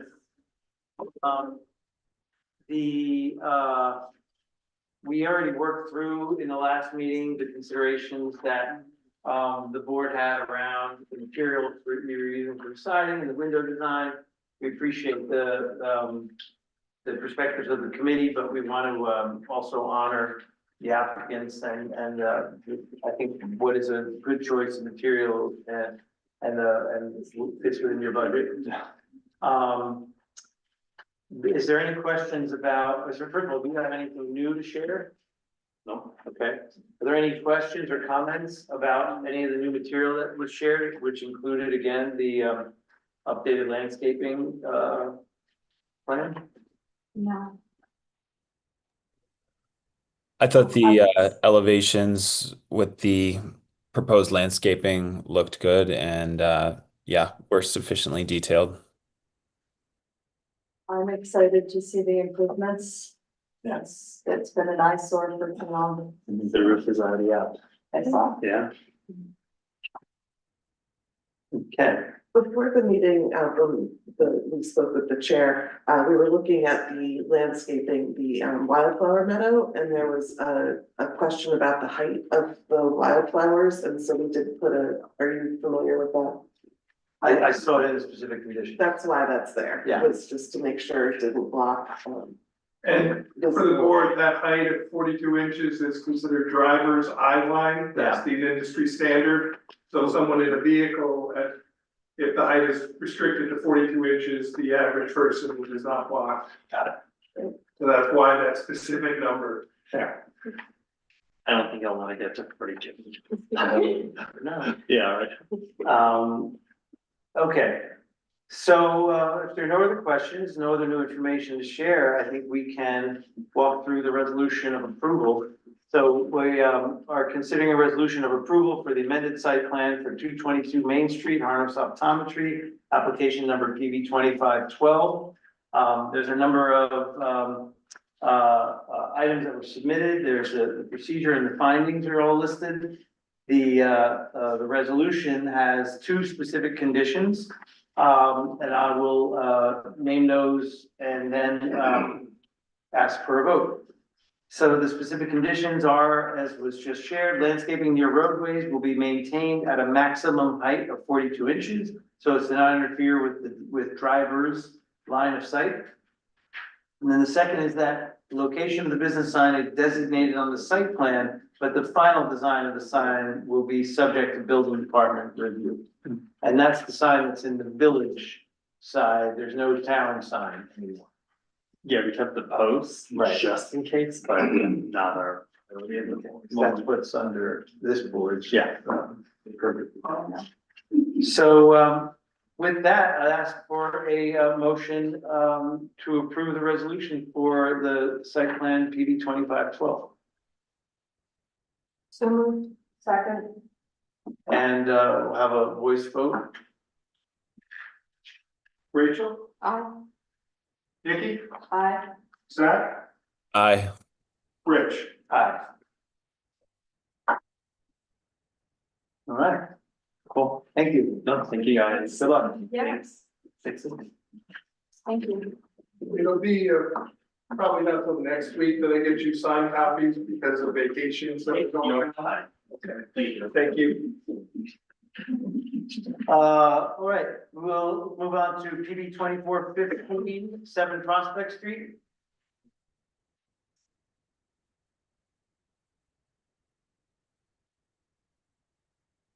Hello, everybody. Hi, welcome. Hi, thank you. So has anything changed on the application of the property since the last meeting? No changes. So one of the things that, we did for this project, because of the number of comments that were brought and because of some of the very specific, items that were brought to our attention regarding the application, the site plan, the materials, we wanted to go through all of the comments and to confirm that the plans as presented were, according to code, and or whether there were any changes or errors that we would want addressed, before approval. And so I want to shout out to Mike and the code, the building department, who went through and literally listened to all the public comment and public hearing to confirm that all the things that were cited as potentially, omissions or errors in the plans were either incorrect and were correctly addressed in the plans or might need, a change. And there are three, small, but three items that we are going to include in the, specific conditions for the approval, the resolution of approval that need to be amended in the site plan in order for the site plan to be approved. The one item is that the schedule on the right side of the site plan indicates that, indicates the side yard setback. It needs to be changed. So it should be updated in the final plan. In other words, it was correct in the prior iterations, but in the final plans. No, it's been wrong throughout. It doesn't reflect the lot improvement. It doesn't reflect a lot of them. So it was correct when before the lot improvement was proposed, but it's not correct any longer. So we're talking about a reference in one of the tables needs to be corrected accurately. And this memo is available to you, so we'll make sure you have it. I believe Anthony know about it. He called me. He and I can talk when he gets Yeah, back yeah. from vacation. Anthony know about this point. So this question around access, we might have to get into a conversation about it, but at the risk of getting into a conversation about it, so I've actually done a site visit to the property. The access to the basement from the interior, I don't know if it would be classified as access because of its size and height. So I wonder whether it technically is another point of access to the basement, but I don't think it's a functional point of access under code. So I'm seeing here that the note was, that the request verification identity of the note exists or does not. In other words, ingress and egress from that other point is omitted. But I wonder whether it's actually a valid ingress or egress, because it's not a safe point of access or a functioning point of access. Yeah, either way, that's building inspector's determination because it's interior. Okay, It's a part of the building code, not a part of the zoning code, so. right. I could not find a note anywhere that said there was only one access. Maybe I'm missing it, but also in either, as I pointed out, in either case, that's a function of this building inspector giving a certificate of occupancy or not. So, And I think the comment about one point of access was an oral comment. I don't think it was in any of the material. There is an access from the base, from the kitchen Yeah. to downstairs, but it's only 2 feet wide. Right. And even the door going to it is only 24 inches. Right. So it's impossible to bring or take out any mechanical from the basement through it. Right, that's what I was referring to. So it's a building inspector issue, but we just wanted to address the idea that it was one of the other items raised in the comment here. Yeah. By the way, Mike, this is amazing. This whole project is so complicated and you just did all this work. It's like 4 pages full of each point explained, put in order. So I really appreciate it. So there is another item that has to do with the irregularity of the side yard setback, according to the building, and whether it is exactly positioned in the right way in the plan. So you'll have this memo. We are going to ask for this to be a specific condition, that you review that and confirm that the exact position of the building and the 12.5 foot distance is accurate. It's not something that's incorrect about the potential placement of the building, but it just has to be confirmed as to whether it's exactly in the right place in the drawing. Okay, yeah, which is Anthony, I think, talked to Mike already about it. yeah, whenever he gets back, just have him give me a call and he and I can talk. Yeah, he said he's gonna call you as soon as he gets back Monday. And then there's one other reference in the plan to 5 parking spaces being 4 parking spaces and 4 parking spaces being 5 parking spaces. So just review the text in the plan to confirm that it's pointing to the I right. think the labels are reversed. That's all. In my opinion. So, Yeah, it's 5 behind the house. yeah, I and think 4 so. there. I think they're reversed. in the Okay. labeling. And then one other specific condition is requiring that all landscaping be planted as indicated in the site plan prior to the issuance of a certificate of occupancy, because landscaping has become such an important part of shielding and aesthetic of the building, and that the landscaping be required to be maintained and replaced if deceased or diseased or dead. Which is not uncommon that we would ask that of landscaping in a project where it's a critical feature. Yeah. So what we have, and I just want to point out that of all the number of details that exist in site plans, there are often inconsistencies. We probably don't catch them, but the work that the building department did made sure that anyone that might have been cited because our attention was drawn to it or because the building department noticed it is something we've reviewed and are recommending either clarifying or recommending as a specific condition to be fixed in the site plan. The site plan is 100% accurate relative to what we're seeking to approve. Absolutely. Can I address 2 things that came up in public comment? There were a number of comments made earlier.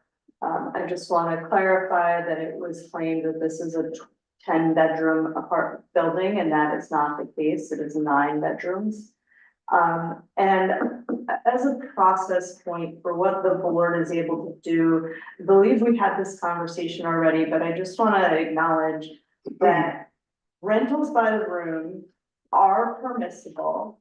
They are, the only time that you're not allowed or you're governed by them is if you live in the building as well. There was some sort of issue because I think we've had this conversation on a number of different projects that if this is permissible under the village code, it's permissible under a number of other things. And it is not against law?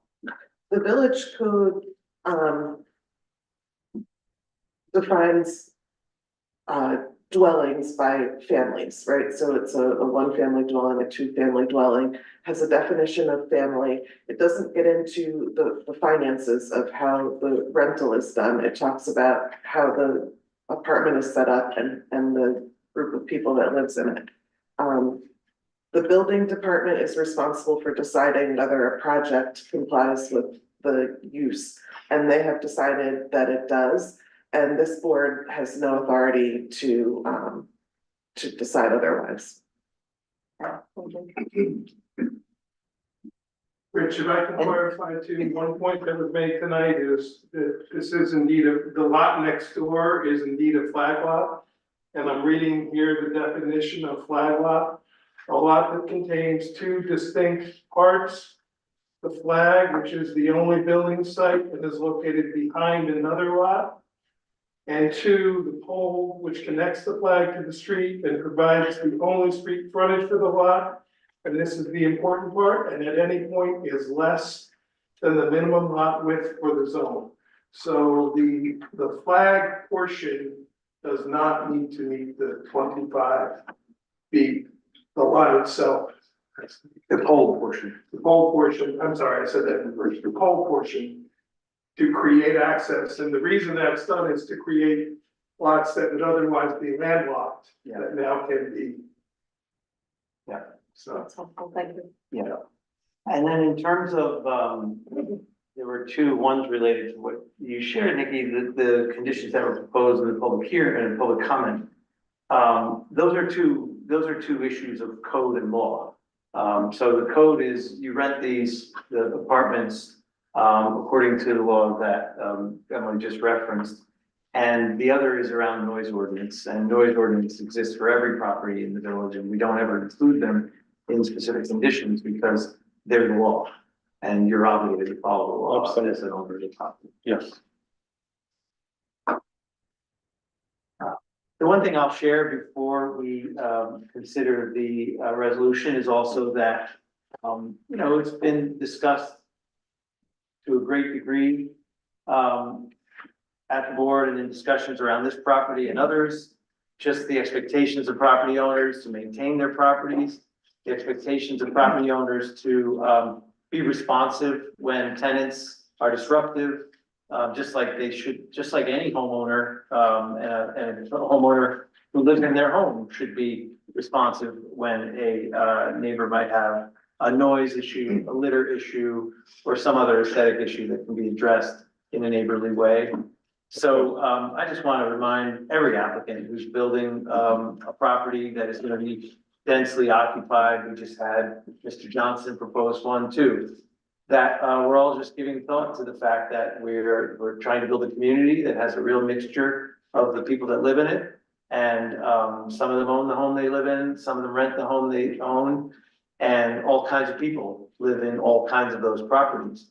And I think that what we can only ask, and this is editorial and not even the board's purview, but we just want to ask that everybody maintain properties according to, the character of the communities we're all trying to live in and build together.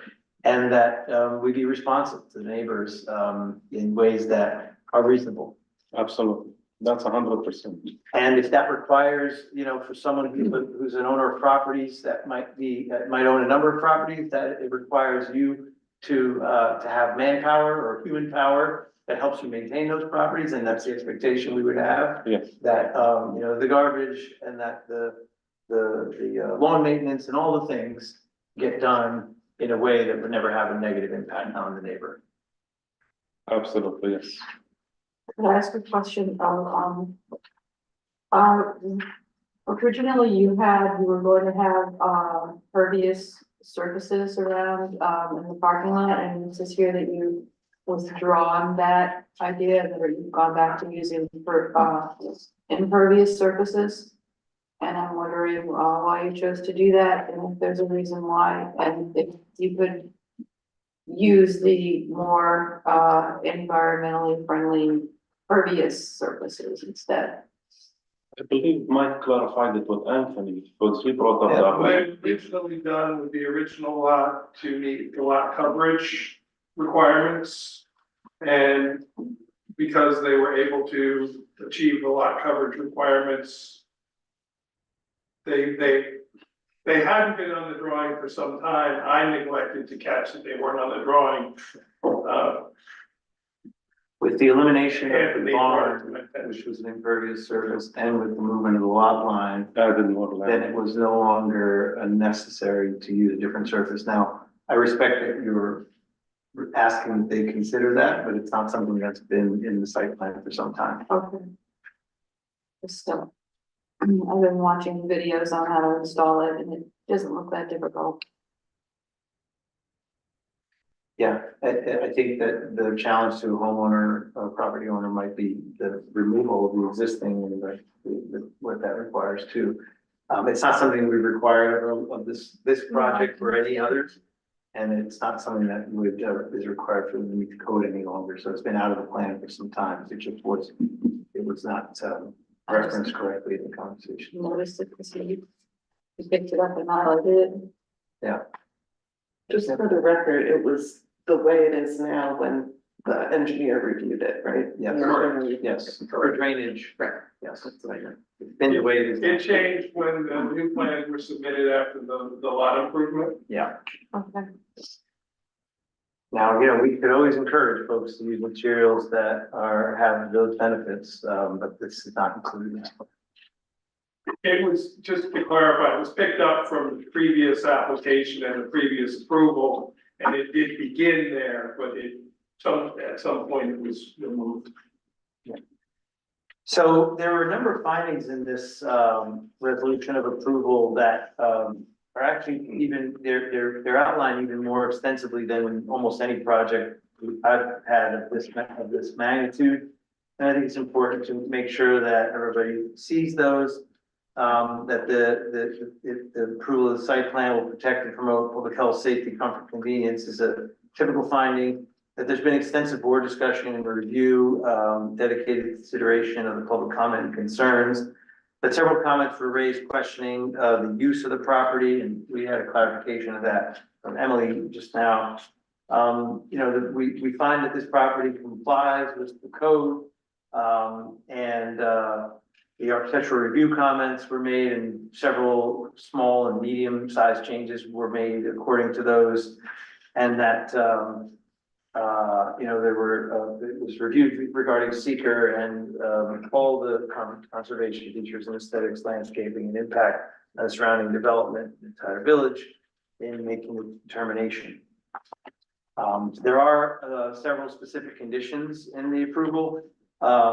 I'll name those specifically. All the conditions of the previous approval for application PB 2309 are incorporated herein by reference and remain in full force. So remember, this was an amendment to an existing application from 23. The maximum bedroom count for the two-family dwelling is 9 bedrooms total. The maximum in the front unit is 5 bedrooms, and the maximum in the rear unit is 4 bedrooms. And the front unit is a change from the original, making the resultant property 9 total bedrooms. Prior to the signing of the plans, the site plan zoning standard schedule shall be corrected to reflect accurate side yard setback. That's the small change that was indicated in the notes we shared earlier. Prior to the signing of the plans, the 12.5 side yard setback shall be accurately depicted.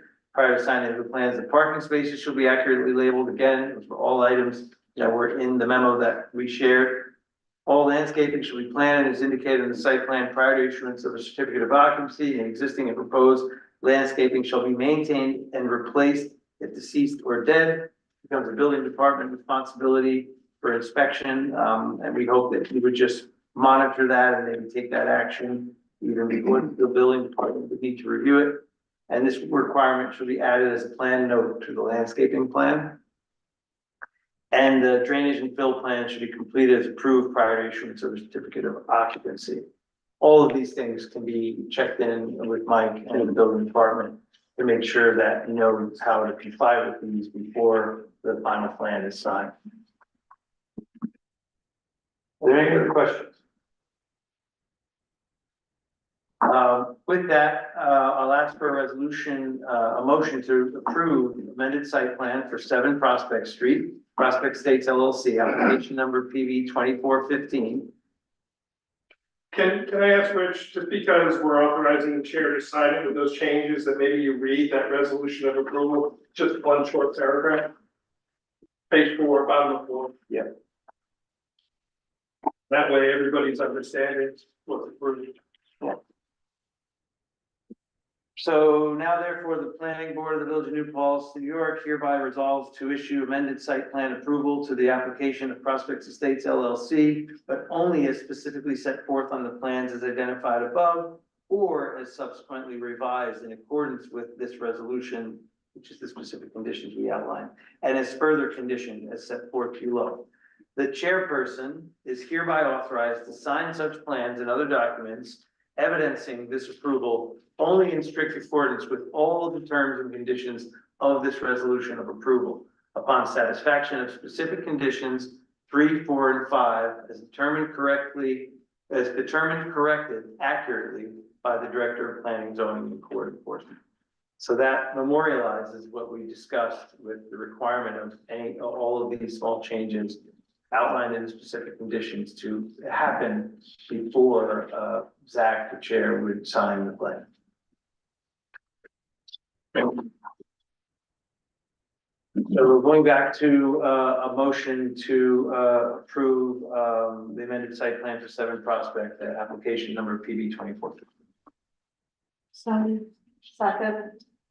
And we'll have a voice vote. Rachel, Aye. Nikki, Aye. Zach, Aye. Rich. Aye.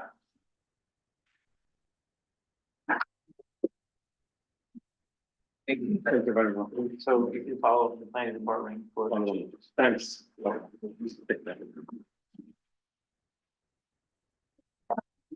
All right.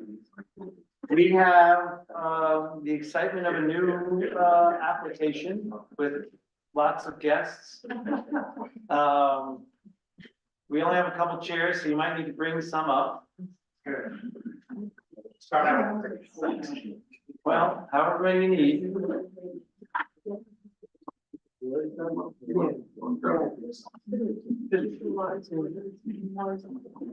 There's one over here that's folding chairs, whatever it takes.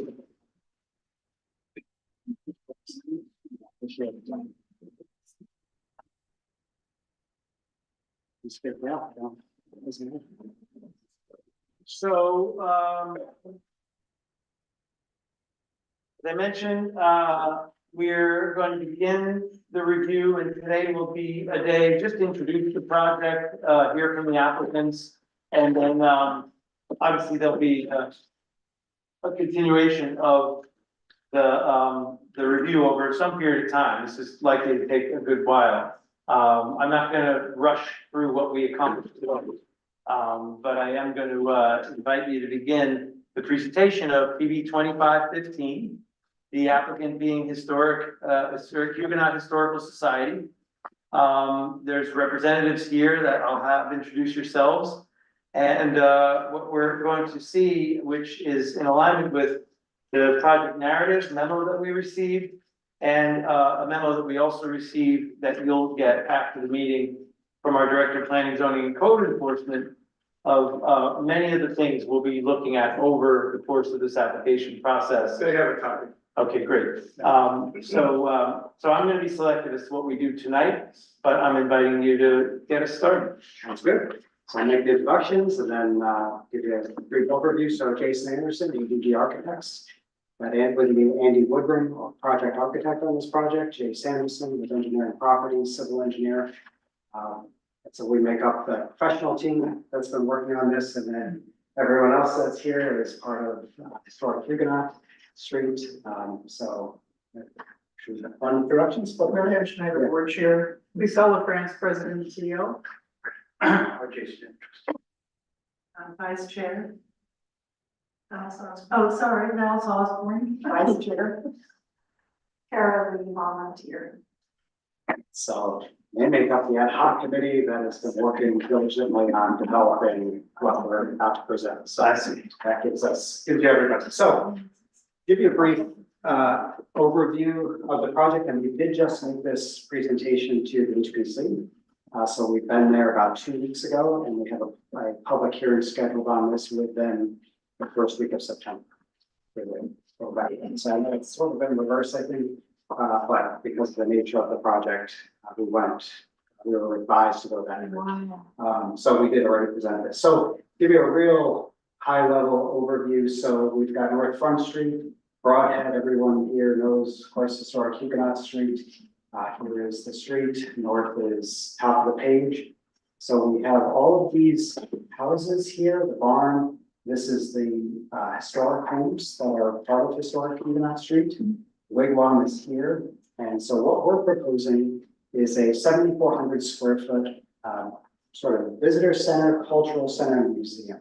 We're to sort of roll it all up into one. So what's happened now, we're probably all taking tours here. We really have no room for the events that are happening at historic Huguenot Street. So whether it's the fort where people go to get their tours started, or it's gathering areas in various different homes, there's just not enough space to be able to do that. So what we're looking to do is sort of take all of the different uses that are not part of the actual historic elements within each home or building and bring them into one building. And then that becomes the start and the experience for the entire property, essentially. So what you're looking at here is an aerial view, a site plan essentially, that shows what we're planning to do. So here's the visitor center itself. Looks a little bit larger than it is in reality because we've covered floor space for event space here. We've got an area where we are proposing that down North Front Street, we have a one-way access point where you come in. We've got a little over 100 parking spaces, which satisfy our needs within the visitor center. We have a bus drop-off that's currently able to not only drop off, but handle probably 2, maybe 3 buses to have them be able to wait there for school children. We now have accessible parking spaces showing, accessible paved sidewalk areas, which currently there are none for that. So this is all to try to satisfy the needs. Currently, there are no accessible access points for really any of the historic buildings. That's the nature of the historic building, but even for those that are visitors. So we're addressing all of that here. And essentially, if you were to look at the building itself, you enter the building, and this is a floor plan that's shown here. And the color coding sort of represents the different pieces of this project. So what you see in green is the museum portion. So we're going to take selective, the purpose of the building is to really tell the story of not just the Lenape or the Huguenots, but also the enslaved Africans that were here. So we're trying to take all 3 stories and interpret them throughout this museum display area. If you look to the south, we've got a larger community space right now. We've got space where maybe we can cram about 60 people, but it's not comfortable. We're proposing a little over 100 people in this space, as well as dedicated classroom space for school children and such. And within that, we have a folding partition that opens up, and now we can have full events within that space. And then the gift shop that's currently in the Du Bois Fort would now move over to this location. And then also the staff offices, which are scattered throughout the property, would be concentrated in this building as well. So we're basically taking all of those uses that are currently there and just pulling them into one location. In addition to that, you'll notice both on the site plan and on this floor plan, we're proposing an outdoor amphitheater. The grade naturally slopes a little bit there. And so we've got seating for about 40 people that can sit there and be able to, someone can teach and explain what's happening on the property, stand there, and everybody be able to look at that as they're learning. An interesting or important point of, we spent a better part of this past year working on this, the property location or the building location The point of it is we sort of pull the building back so that you have this 180-degree view of all of the historic buildings that are there. So this is actually meant to sort of sit back. We'll take a look at the renderings, but we've got this glass opening or glass wall that essentially you can be inside looking out, and as the interpreters are there explaining everything, they're able to really reference most of the buildings that are primary buildings on the property, which is the point of that. The other thing we did is we went out and we scanned all of the buildings on this 5-acre parcel. The property is actually larger, but the parcel that's related to this building is this 5 acres roughly. And with the design of the building, we created these, we scanned all the buildings, got the heights of the buildings. And one of the things that we wanted to do was keep the scale of our building down lower. So you'll notice that our building is 26 feet tall at its highest peak. And the other historic buildings there are 34 feet, 31'5". So we try to keep the scale of our building down as a result, to try to not have it overpower those that were there. So that's what's being shown in those images, and all of those were part of the package that we'll see. And so here you can see these are two renderings, one showing what we call the front of the building, the other the rear. There really is no front and back of this building. There's no back of house. You're going to see it from all locations, all sides. So the front, where let's say, is where the parking lot side is, the rail trail side of the property. So this is where you'd enter in. You basically have this light filtering glass box that is part of the entire sort of lobby museum space that runs through the building. We've got a stone wall made of stone from the gumps that will essentially run right through the building, and that separates the two uses within the space. On the right-hand side here, this is all wood, whether it's boarded batten or clapboard siding. That is all going to, that'll wrap around the rest of the building. This side here is the offices we were looking at. And then on the south side is where we have the glass and all of that's for the larger room that's there. Now you see the back of the building, which is really facing the museum. And so here we've opened it up so that really the experience is to teach what's happening on the property, explain what's happening. And so you can do that whether you're inside the building or outside the building. And so that's what's being represented here.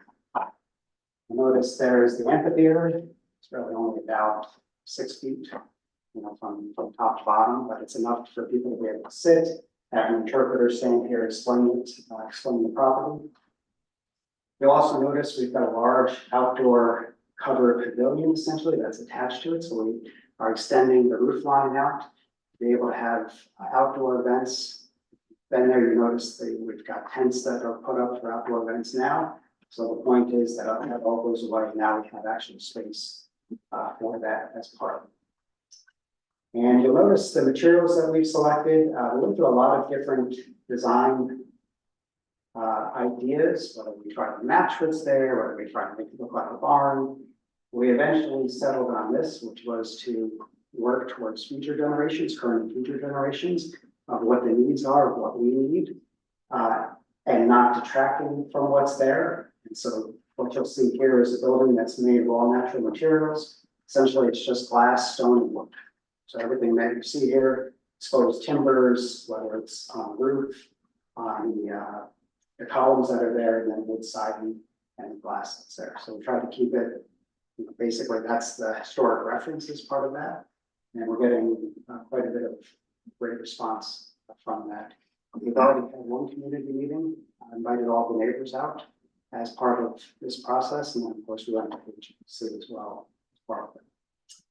And the last thing I'll show, we're rather quickly, this part's of showing furnishings out here, but this is just sort of an eye level perspective of buildings in the background, what it would be like underneath the patio area there. What building is that one that we're seeing? So that would be.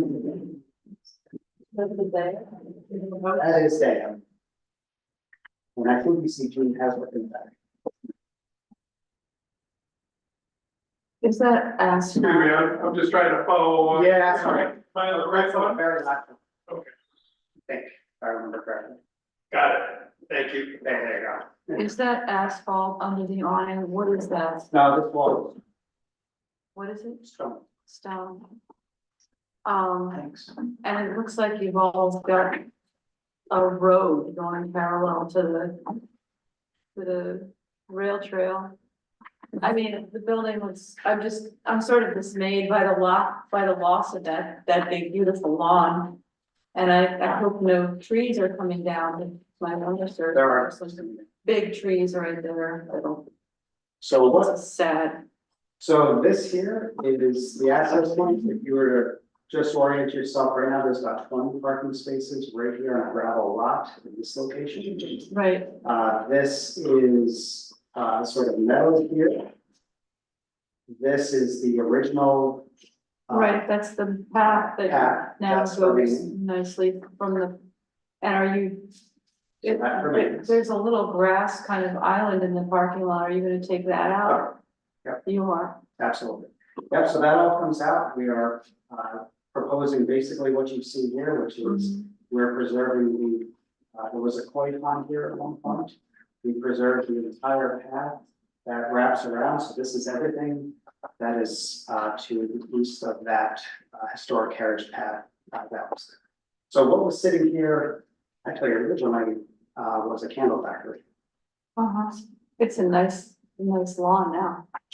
So it's not in this location. So the lawn where everybody gathers is still here. And so if you were there for the event, the other week, that actually happens here. This right here is part of, the overgrown meadow that's there. So Yeah, that's not. part of it. It's nice, there's a lot of, there's a lot of nice old trees and there's the mushrooms that go there. I would just ask what the pedestrian accessibility is, because it's, as you know, right next to the rail trail, and right now, people not North Front, Broadhead are very pedestrian friendly, and I'm not sure with some of these access points, it doesn't look like necessarily there's a sidewalk that goes along, or how it's designed to promote walkability. It looks like a road, it looks like something cars will use to cut through. It is a road, yeah. Yeah. It's not a road, it's a parking lot and a driveway. So essentially, we've got the driveway here that comes through. This is to the grass block. So that because we don't need all of that parking at all times, so that's the point of that. We were going to, of course, keep the path that's there for pedestrian accessibility. We can continue, we've got a path that comes down to this point, we can continue it down, certainly to that point. As well as we're proposing to continue sidewalk essentially to the rail trail, that point as well. How many big old trees are gonna come down? So we have a landscape architect working on that. There are scrub pines that are there. Those are the ones that are coming down. There's a couple that are being preserved, large trees here that are, they felt worth preserving. Were there any alternatives explored that would reduce the amount of paved parking that might get unused during times when the property wasn't in full use? Yeah, so this was sort of, this grass block was a bit arbitrary when we looked at the historical use of the property. We've got the bus drop off, the 30 isn't quite enough, or the 20 that's there is not quite enough, so we were settling around 40 or 50 seemed to make sense. We toyed with coming this entire way. It seemed to just sort of make sense that this stays as your parking area.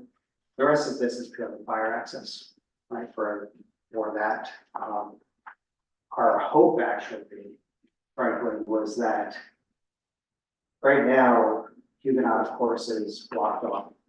And our understanding is historically, it's had to remain paved for fire truck access so that they can remove the barriers, drive through if needed, and basically come through the other side. ideally, that would go back to still has to remain a street because it always was, but turn it into what it was, which was more of a path type and less of just asphalt. Because now that this would have to be a fire lane, they could use this instead of historic Huguenot Street. So you would That would be remove ideal. the asphalt from Huguenot We Street? would like to, it's something that would have to be negotiated and discussed, because it was for fire truck access. No traffic is permitted. No traffic is permitted here. Right, I know, but I'm just trying to, Can I understand your concerns about the green space, but what Jason's talking about will create in many ways new green space where that's blacktop right now on bluestone and very kind of structured. And that opens up that area to be more park-like, for the public to enjoy. That's really the goal, right, is that we're creating a space that currently is sort of scattered. Attracting people to that location where it's intended and preserving then this outdoor space for that. And then hopefully, if it's allowed, taking that back to what it was originally. Jason, do you want to talk about the gates? Yeah, so something we're considering, it's a good point. You'll notice we're indicating some gates here at either end. Parking's an issue with the folks, as we all know, and, you know, we're a little concerned that one, it would be used as a cut through. Two, that it's some traffic are concerned with that. Two, just how that's parked. So the thought was that we have gates shown here. This is two-way access. This would just be one-way access. If you're visiting the historic Huguenot Center, you can get your ticket validated. Parking, you know, remains free. However, if you're somebody that's parking during the week, you see empty parking, you come in, then you would have to pay for it if you're, say, using a rail trail or some other purpose within that, so that it's not just wasted, you know, for the event times. is there a reason you're removing the grass island from the parking lot? I mean, So What's the grass island that on that, you're referring to? the parking lot that's already there across from Dale Hall. Yeah, they're increasing the Dale number Hall of is spaces. not Dale no, Hall. this, yeah, but you're, Between the street It's and. between the street and the gravel, would be the area that she's talking about right now. Yeah, it's in there, yes. That's what abuts the field, what you're talking about, is that right, where the flags? yeah, Yeah. so we do have. You can grass. see it from, Yeah. looking at a Google Earth. So we do have grass we're showing there, but we've created this sign there. Piece of grass like this. So. Yeah. Was there another rendering that you wanted to share, or were those the three big ones? These are the three big ones, but we have everything on the screen as well Yeah. as that. As well as a beautiful book. Absolutely. So, thanks for getting us started this way. There are obviously, you know, lots of considerations that we'll all review together over time. You know, we often have new applications happen at the end as the last applications of the meeting, and so I understand you've been here for a while, but I think that, creating this visual and presenting it in this way, I think gives everybody the first overview that we'll see. And then as these processes go, we'll wanna name the things that we wanna drill down on and explore, including parking and landscaping and access and paid for parking and all the factors that you've touched on in this overview. I think that, in terms of what could be procedurally important to do, I want to make sure that we do at least that, and then probably call it a night in terms of, you know, getting into any one item, because it's arbitrary to start talking about any one detail in no particular order.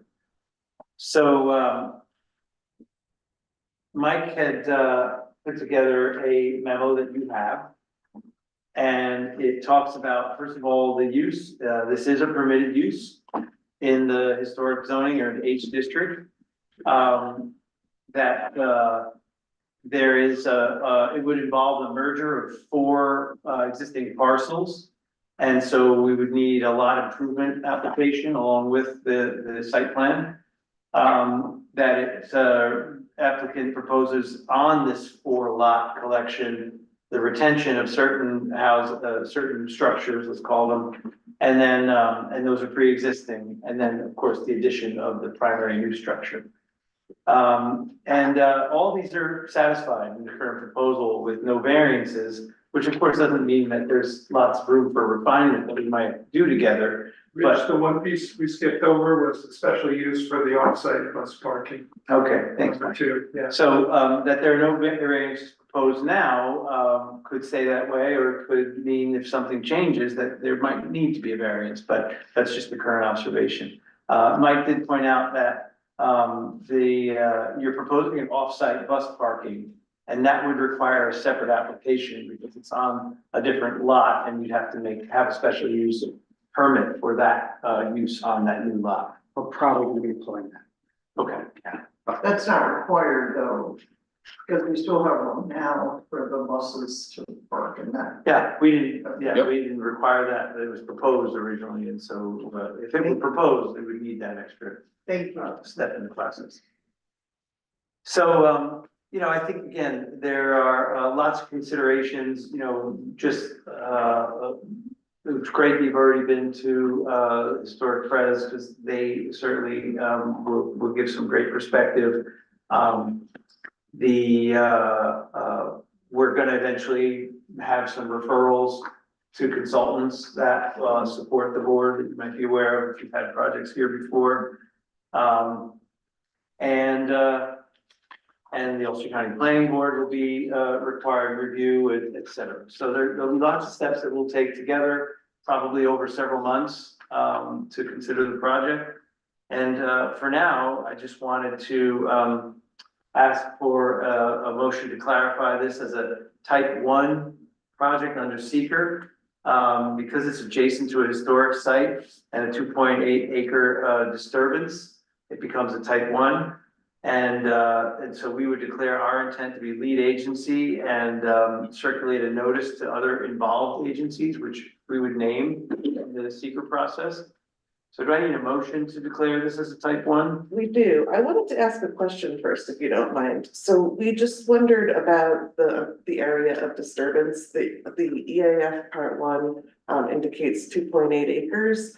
But then we had some other information about the area vis-a-vis stormwater requirements. So could you explain the area of disturbance? So the area of disturbance includes the building, the parking lot, and the grading areas around it. So I think the numbers that were provided to the building department were just the impervious areas to define the lot coverage, not the total area of disturbance. Okay, So the disturbance is the 2.8? Yes. okay. It's roughly it's gonna be over 1, we have to do a stormwater, we have to do a full SWIP, yes. Perfect, thank you. So that Yeah, thank you for that clarification, because I was looking at the lot coverage Yes. numbers and yeah. That was just the impervious number, was that number. Understood. Sorry, so then I just wanted to check that for seeker purposes. So because it is that size, it would be a type 1, yeah. Okay, so we do need a motion to classify this as type 1. So moved. Second. All in favor? Actually, I need to do that. Aye. Okay, so they call the motion, Rachel, the Yeah. second, Nikki, and then a Rachel, roll second, call vote. okay, yeah. Rachel, Nikki, Zach, Aye. Rich. Aye. And one thing to clarify, is there any, government funding sources that are being utilized, because they would need to be included in the seeker, or are you going for any grant applications? Because we would want to include them in the seeker, so you don't have to go back later. Yes, so we expect. State funding involved There's already. state money. Okay. So if you can get me, even if it's preliminary, if they end up not being involved, I'd rather put them in now than find out later. Makes sense, yeah. Make your life. And that's why I was hesitating, it's. Yeah. You never know. We need to know which agency is that's on. Yeah. We Okay. had some. Not government, And, but that's. Yeah, that's right. Actually, should we circulate? Be surprised. Was the motion to circulate? Yes. Okay. So, yeah, so we're gonna declare ourselves as lead agency and circulate to other involved Well, you agencies. can't declare, you have to circulate intent to seek lead agency. And do we have to name, current, today, the involved agencies? I think they're listed in the EAF. They are. Right, yeah. Yes, With the exception of any funding. we Correct. have. Okay. I'm not sure that with what we've seen so far, should we go ahead and refer to consultants, or should we wait till our review is a little more? We have a full site plan, I mean, Okay, so I think we should vote to go ahead to refer to the consultants, but we might not give that, it might not happen immediately, but let's just get that done in advance, so that when it's, no, when let's we're put ready. money in escrow and get that. Yes, process exactly. going. So, motion to, consider referring the application to consultants, which could include, the village engineer and the traffic consultant, at least. So, second, All in favor? Aye. Internally, we'll also, refer this to the fire chief and, DPW. And a review from Ulster County Planning Board is also required, so a motion No, we're not there. We're not there yet. You gotta have a lot. yes, we gotta do a lot more detail. Okay. So then, I think that, if there are any other questions. One other question, are you already, from your side, speaking with SHPO, or should I? Because I would prefer you initiate the process rather than us. Yeah, we've got archaeology on it, that's So our, if you just get us the letter from them, ultimately saying there's no impact, that's our biggest. perfect. So just to be clear about, helping us move this process forward, I share a lot of the same concerns that Rachel does. And so I think for next meeting, it would be helpful if we had a justification for, the amount of parking that you're proposing and how that will be used, as well as just a very clear indication of what trees are going to be removed and how the landscape will be altered. Absolutely. Thanks. you're not gonna like flatten it out, are you? There's gonna be some grading, obviously, but it's not gonna be clear cut down. That's why you notice that's what we're doing with the amphitheater to get back down to grade. That's why we're bringing it up. We do have to get accessible. We have to get handicapped people in and down and around all of the places, but that's the point of it. But the rest of it stays exactly as it is. And you're not using party board, at least. Everything is.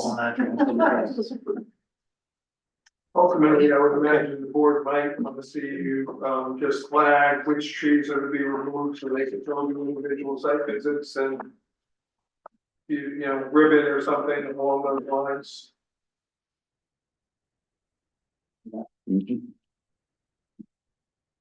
Yeah.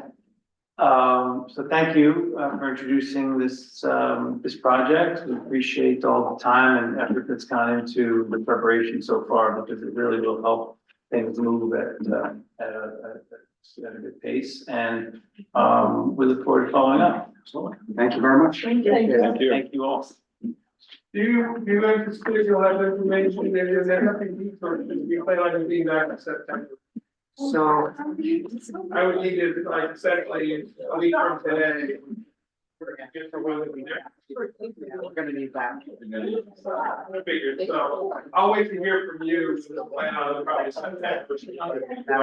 And we're gonna get on. Did